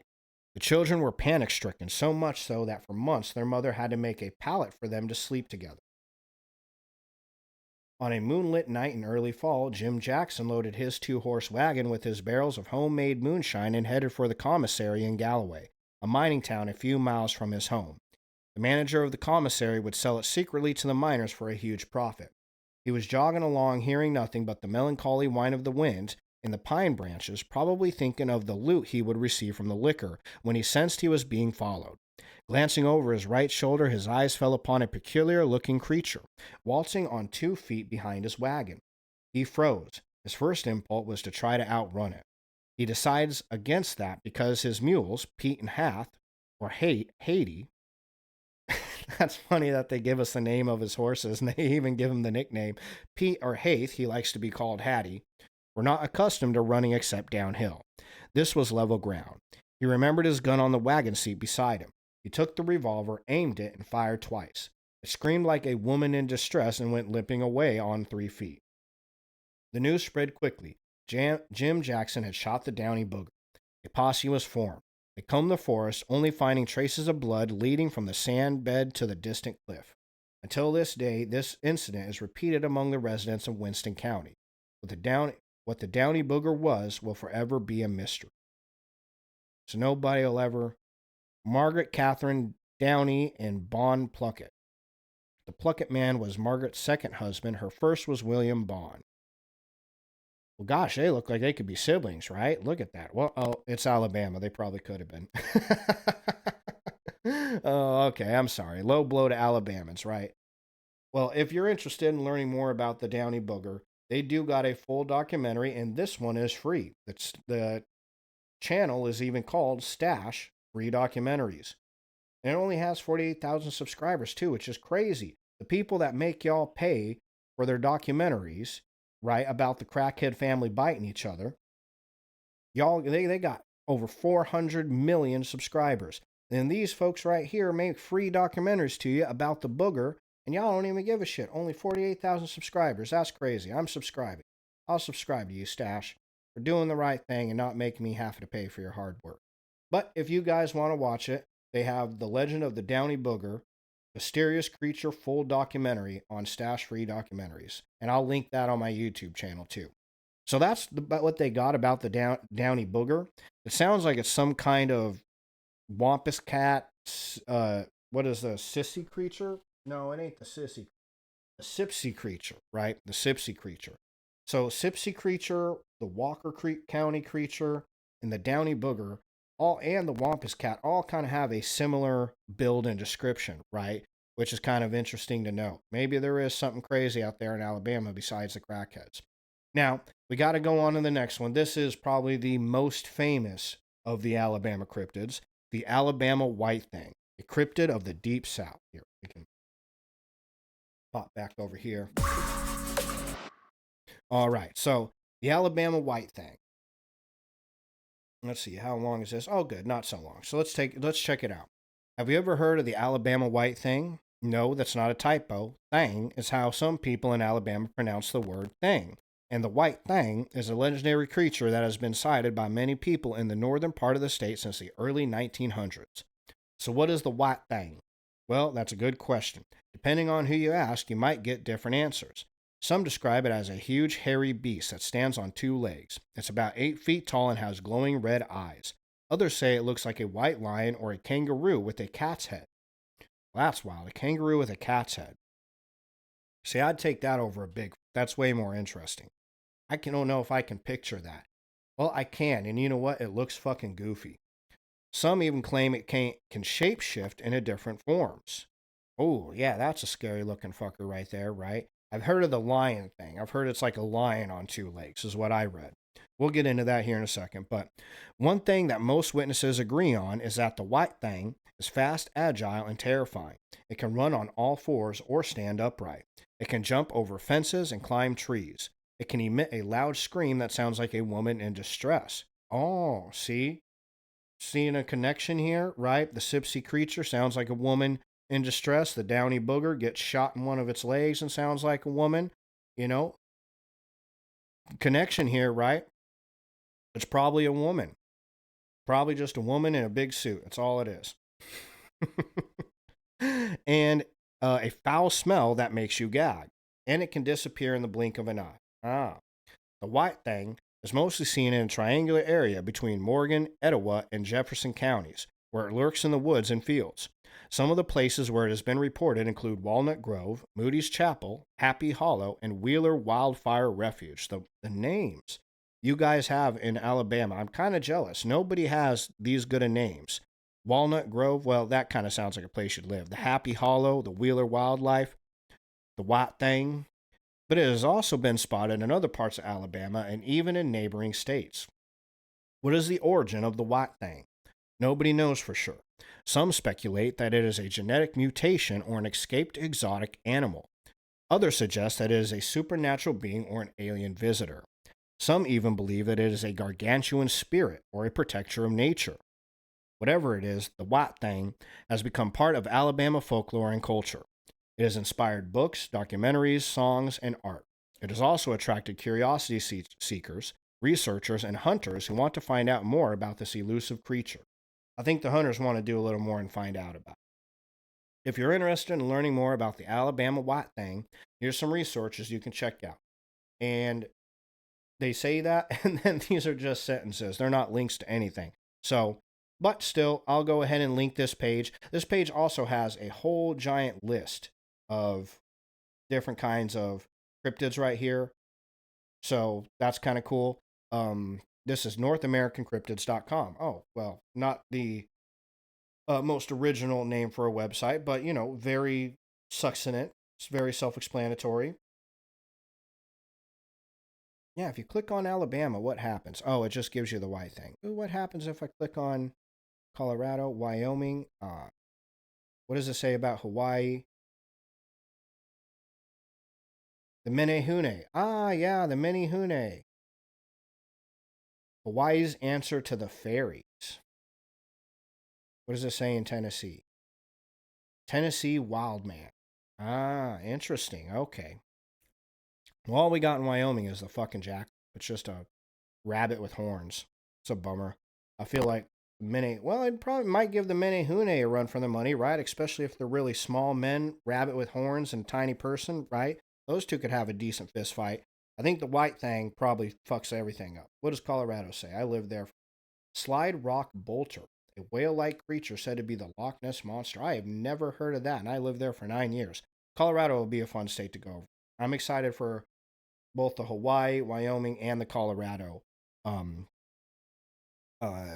streams that I do when I do their cryptids. But I'll link this webpage on my YouTube channel so y'all can go through your own chosen state and see what's there. We're going to read a little bit more about white thing, though. There is also a thing called the sloth thing or the slough thing. I don't actually know. Sloth is with a T, so it ain't the sloth thing, but it is Alabama. This could just be a misspelling, right, that everybody agrees on, right? Everybody in Alabama just thinks sloth is spelled with a G. But the slough thing and the white thing, the enigmas of Lawrence. So this sounds like you could have a couple different things here that people are mistaken for each other or are the same thing. The Pacific Northwest has their Bigfoot, the Himalayans have the Yeti, Floridians have the skunk ape, Alabama, they have the white thing or the slough thing, depending on where you're from. Decade-old tales of mysterious Alabama white thing and national bankhead forest continue to captivate new generations. With renewed interest, modern explorers and enthusiasts trek through the forest hoping to catch a glimpse of this albino-like Bigfoot creature. Meanwhile, the town of Cortland in northern Lawrence County holds tight to its new unique legend, the slough thing. Stories of the Alabama white thing have circulated since the 1940s, describing it as white, furry, tall, Bigfoot-like creature that has eluded definitive evidence. Some say it stands 7 to 10 feet tall when standing on two legs, and others insist that the so-called cousin Yeti gets around on all fours and looks more like a kangaroo with the head of a cat. Despite the creature's elusive nature, curious explorers and residents haven't stopped seeking out this enigmatic feature. Cortland slough thing remains a well-kept local secret, believed to have its origins in the slough on the Big Nance Creek. This creature serves as a source of fascination and pride for the residents of Cortland. Also, an all-white and fuzzy creature, some believe it's the same creature as the Alabama white thing, while others insist that the slough thing is a completely different species. Most describe it as being around 5 feet tall when standing on two legs, but can also run on all fours. Despite their elusive nature surrounding them, both the Alabama white thing and the slough thing share several traits. There is no record of them ever causing harm. Both make noises like a woman screaming or a baby crying. Both have white fur, and both have been reported as being seen with and without red glowing eyes. Linda Peebles, mayor of Cortland, emphasized the importance of local folklore, recounting stories passed down in her family. My mother would often share tales of her encounters with the slough thing during the Great Depression. She was just a little girl in the early 1930s here outside of Cortland. She said she could hear it come through the neighborhood and through the community and scream like a woman or sound like a baby crying. They lived in a dog trot home right on Big Nance Creek. I don't know what that is, a dog trot home. And they didn't have any indoor plumbing. Oh, well, that's a dog trot home, I guess. One night, my mother went to the bathroom in the middle of the night, and on her way back, she said it came right up to her and stood on two legs, and it was about the size of a mid-sized person and was solid white. My mom said she froze when the thing looked at her for a couple seconds, then the thing turned around and went back into the slough. I don't know what this slough is. We're gonna have to take a pause because that's bothering. What is a slough? A place of deep mud. Oh, like a swamp. Okay. Y'all got some funky words out there in Alabama. Slough thing. Okay. So it's like the mud thing or the swamp thing. Oh. Yeah, you couldn't call it the swamp thing because that was kind of trademarked, right? Y'all would get the shit suit out of you, so you had to go with slough thing. That was the next best thing. So slough thing is known for coming around at a time of death. Peebles remembers a story about a man in Cortland who was sick. He lived in a dog trot style house just like my mother did. Big old burp. Ooh. He was really sick and they moved him out into the breezeway to sleep. It was said that the slough thing would come and sleep under his bed at night and leave before morning and never hurt anyone. In an interview, filmmaker John Rare, known for his YouTube documentaries on the Alabama white thing, expressed surprise at the tales of the slough thing. That's a new one to me, he said. I've always heard of the Alabama white thing, and it's almost always described as being all white. Oh, I think my...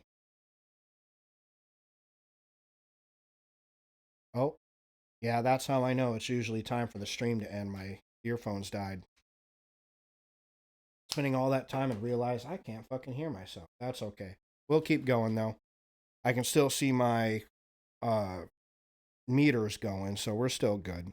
And we got to get to the Metal Man, right? Because the Metal Man is kind of funny, right? That's like second to the Crichton Leprechaun. So, his YouTube channel, titled John Rare, features 3 documentaries involving sightings of the white thing. When asked about how we got into the white thing, he responded, "We were looking at urban legends in each state and the Alabama white thing popped up, and I knew that that would be the easiest one to make." While the slough thing is known to come around at a time of death, Rare explains that out of all the stories he has heard about the white thing, that the sightings seem to be at random times and not so associated with death. Rare added, "We did have a lot of fishermen who claimed to have seen it, so that was a theme we saw when interviewing people. We had a lot of fun making the film, and we are happy to be able to tell these people's stories." Okay, well, we're going to go. What was it? John Rare is the name of his YouTube channel. We're going to go over here, and see what Joshua has to say about it. I told you, I reference Joshua a lot. He knows what he's doing. He can make a good short. So let's hop over to YouTube. Let's see what Joshua has to say, and then we'll go see what Mr. John Rare, see what his YouTube channel is, and I'll go ahead and make sure I save it so I can link it in the description for you guys. But let's hear what Joshua says. Arguably one of Alabama's more famous cryptids, this one takes Bigfoot legends to an entirely different place. The Alabama white thing has had recorded sightings going all the way back to the early 20th century. And despite having the most Alabama name of all time, it still managed to strike fear in those who have encountered it. In total, most of the sightings have happened in heavily wooded or rural areas. These areas have created a white thing cryptid triangle that consists of Jefferson, Etowah, and Morgan counties. One of the most common places for these sightings is the Wheeler Wildlife Refuge. And even though there are alleged reported encounters, seeing one has been a very rare occurrence. Descriptions have also wildly varied. The consensus, though, is that it's around 7 to 8 feet tall. Some have described an albino Bigfoot, others have described something that looks like a white lion. People have also described something that's shaped like a kangaroo with the head of a cat. And a creepier French description has been that of a slender creature that's hairless. It's said to be extremely elusive. It's also said to stand on 2 legs but run on all 4s. Its most distinctive feature is its red eye shine. Some have claimed to have heard it yell, which sounds like a woman screaming. It's also been said to have a pungent smell. In a few stories, it's also said to be seen around the time of funerals, pushing another belief that it could be a harbinger. The people who've had an experience with this will tell you it's absolutely real. Everyone else would just about say that it's absolutely not. What do you believe? What do you believe? All right, so there's Joshua. All right, shalom, family. Oh, that's not Joshua. I don't know what that guy's doing. Okay. And then John Rare. Let's just look up his YouTube channel so we can see what he's got going on. And there it is. Alabama White Thing is real. Sons of Anarchy tribute. That was a good TV show.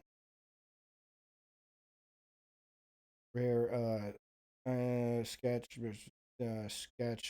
Oh, those are like fist fights or something. Backyard wrestling. Rare Lake Project. Oh yeah, backyard. This guy likes backyard wrestling. Well, I mean, that's always fun. So you want to see some good old Alabama boys beat the fuck out of each other with folding chairs, go head over to John Rare's channel. And he also has a random ass video about White Thing too, because why the fuck not, right? He's got a lot of videos. Wow, balls. Okay, well, you know, I'll link his YouTube channel so y'all can check it out.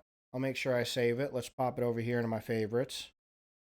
There you go, John Rare. Shout you out. Maybe some people can watch your wrestling video.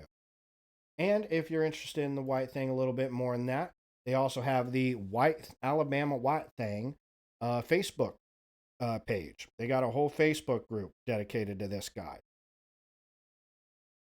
I don't know what that is. I think this is what I was going to say. There's a whole bunch of stories from different people who have claimed to see White Thing on here, and a bunch of random people who post like art and stuff like that too. But yeah, so if you're intrigued by the Alabama White Thing, it has its own Facebook group. He's a real popular guy. He screams like a lady and he sure stinks, but he's still popular nonetheless. So I'll link that in the description too, so you guys can learn more about the Alabama White Thing. And last but not least, one of the more intriguing and hilarious of the Alabama cryptids. Do you believe in Metal Man?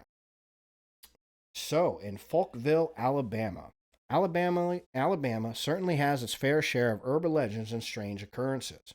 Recently, on an adventure through the backwoods of Coleman and Morgan counties, I heard mention of the Folkville Metal Man. Though I had never heard of him before, I was definitely intrigued. Who or what is this local legend? On October night in 1973, the young Falkville chief of police, Jeff Grinhaw, was likely hoping for a quiet evening at home after a long day of work. Instead, he would receive a call that would change his life forever. An anonymous call to dispatch from a frantic caller about a UFO in a field just outside of town. Greenhaw, who rarely gives interviews about that night, sat down for an interview with Redwater Filmworks less than a year ago to discuss what he saw that night. He said, "I was hired in January of 1973, and this call came down October 17th, 1970. He had resigned from his position in the weeks after." What did he see? His first thought was that he was simply dealing with an idiot. He explained, after all, after that, things were just so strange, this wasn't real. It wasn't really happening, but it was happening to me. Why me? Gosh, this story isn't as funny as I was led to believe. So far I'm getting it's in October. We got a metal man. I'm putting a kid, probably a crackhead, dressed in metal, in a metal costume, like a Tin Man costume from the, what is that one that Cutie Pie likes? Wizard of Oz. Tin Man from Wizard of Oz costume. Some kid probably out there in a field, fucking around. Apparently caused this cop here a hell of a lot of distress. So, poor guy, geesh. He was looking at a figure slightly taller than 6 feet. Oh, so it ain't no kid. Wearing a reflective material that Greenhaw described, saying, "My initial thoughts were maybe aluminum foil, but there were no pieces around there after it was all over. I don't know what to believe at that point." He described the suit in his report from that evening, saying it looked like his head and neck were kind of made together. It was real bright, something like rubbing mercury on a nickel, but as smooth as glass. Different angles give different lighting. The movement of the figure was not human-like, according to Greenhaw. Whenever I think about it, when I was a child, I used to watch the movie Lost in Space. The robot in the movie kind of reminded me of that to some extent. Greenhaw grabbed his Polaroid 2 camera and snapped 4 photos of whatever was standing in front of him. Before he took the photos, he did speak to the figure. He explained, "I said something to the effect of, 'Howdy, stranger.'" Well, you are in Alabama, right? You see an alien, that's what you say. And there was no response at all. I didn't push my luck. At that point, I reached in and turned the blue lights on the patrol car and seeing how reflective the material was. Then, when I looked back, it was moving away from me. So I decided to chase it down and, if I have to, run it over. Oh, shit. That didn't happen either. Well, good for the alien. Gosh. I was gonna say, that's the last time we ever get visited. Fucking kill E.T., man. He took the photos and laid them out on the console of the patrol car. When he looked back, the figure was moving. He said, "It wasn't moving like you or I would move. It's like it had springs on his feet or something." The strange being was said to have run away at speeds exceeding human capabilities. Greenhaw pursued the figure in his patrol car, and although he reached 35 miles per hour in the field he was in, it wasn't fast enough to catch the figure. Greenhaw would eventually lose sight of the figure after crashing his patrol car. Oh, well, that's why he quit. It wasn't trauma. They just wouldn't let him on the force no more. The shiny ET then faded into the darkness, leaving Greenhaw to wonder what had just happened to him. Greenhaw had 4 photos he took in a safe place for several years following the encounter, but he claims that almost 10 years later to the date, someone broke into his home and stole the 4 photographs. He filed a police report in 1983 regarding the break-in. Also missing were his service revolver and his shotgun. I took them out and looked at them frequently for the 10 years that I had them, I thought, that's really weird. The only 3 things I had with me that night, the shotgun in the car, the service revolver, and the pictures, all 3 of them came up missing. He said, "I pretty well withdrew myself from the public for years." People made life difficult for Greenhaw after he recounted his experience from that night. People who were supposed to be my friends. The only thing I found out is that I really couldn't trust anyone. I withdrew. I ran. I went places to try to get away from it. Well, that's kind of sad. Poor Greenhaw over here. Greenhaw and his wife raised 5 children, 3 of whom were adopted. Oh, always seems like a nice guy. He added, "I turned out to be a person I never dreamed I would be because of what happened. It made me hard, but it made me strong as well. I came close to losing my sanity, but my wife and God kept me from losing my sanity. That's the only thing that kept me going. I am still a believer in life after death, and at one point I didn't believe there was any other life source in the universe, but that really changed me." Greenhaw never sought financial gain from the encounter. If anything, sticking to his accounts from that strange autumn evening has made his life incredibly difficult and left him isolated and ridiculed by many. Whether you believe or don't believe that Greenhaw's encounter was with an extraterrestrial being, one thing is certain. He definitely witnessed something strange in the field that night.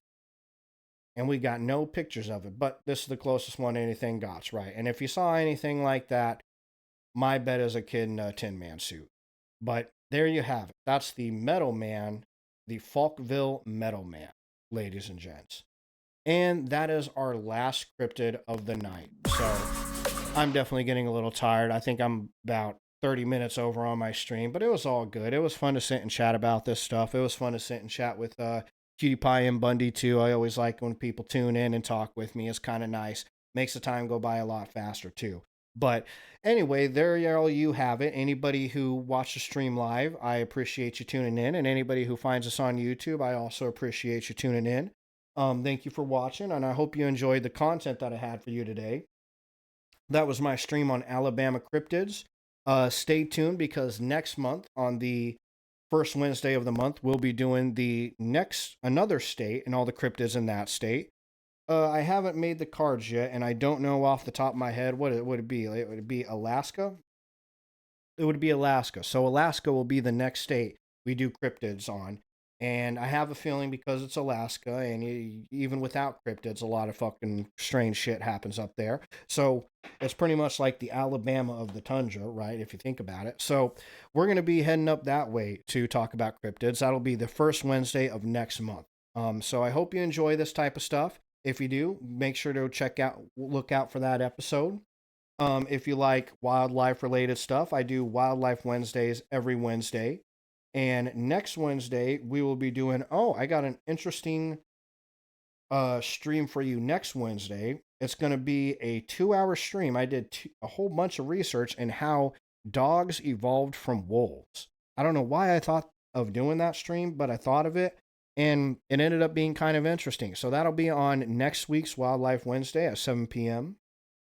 Tomorrow, I'll be back here for my Conspiracy Theory Thursdays, and we'll be going over kind of a fun conspiracy theory. I wanted the first Thursday of every month to be fun conspiracies, kind of entertaining, especially something with like Hollywood. Hollywood's got a lot of fucking crazy conspiracy theories.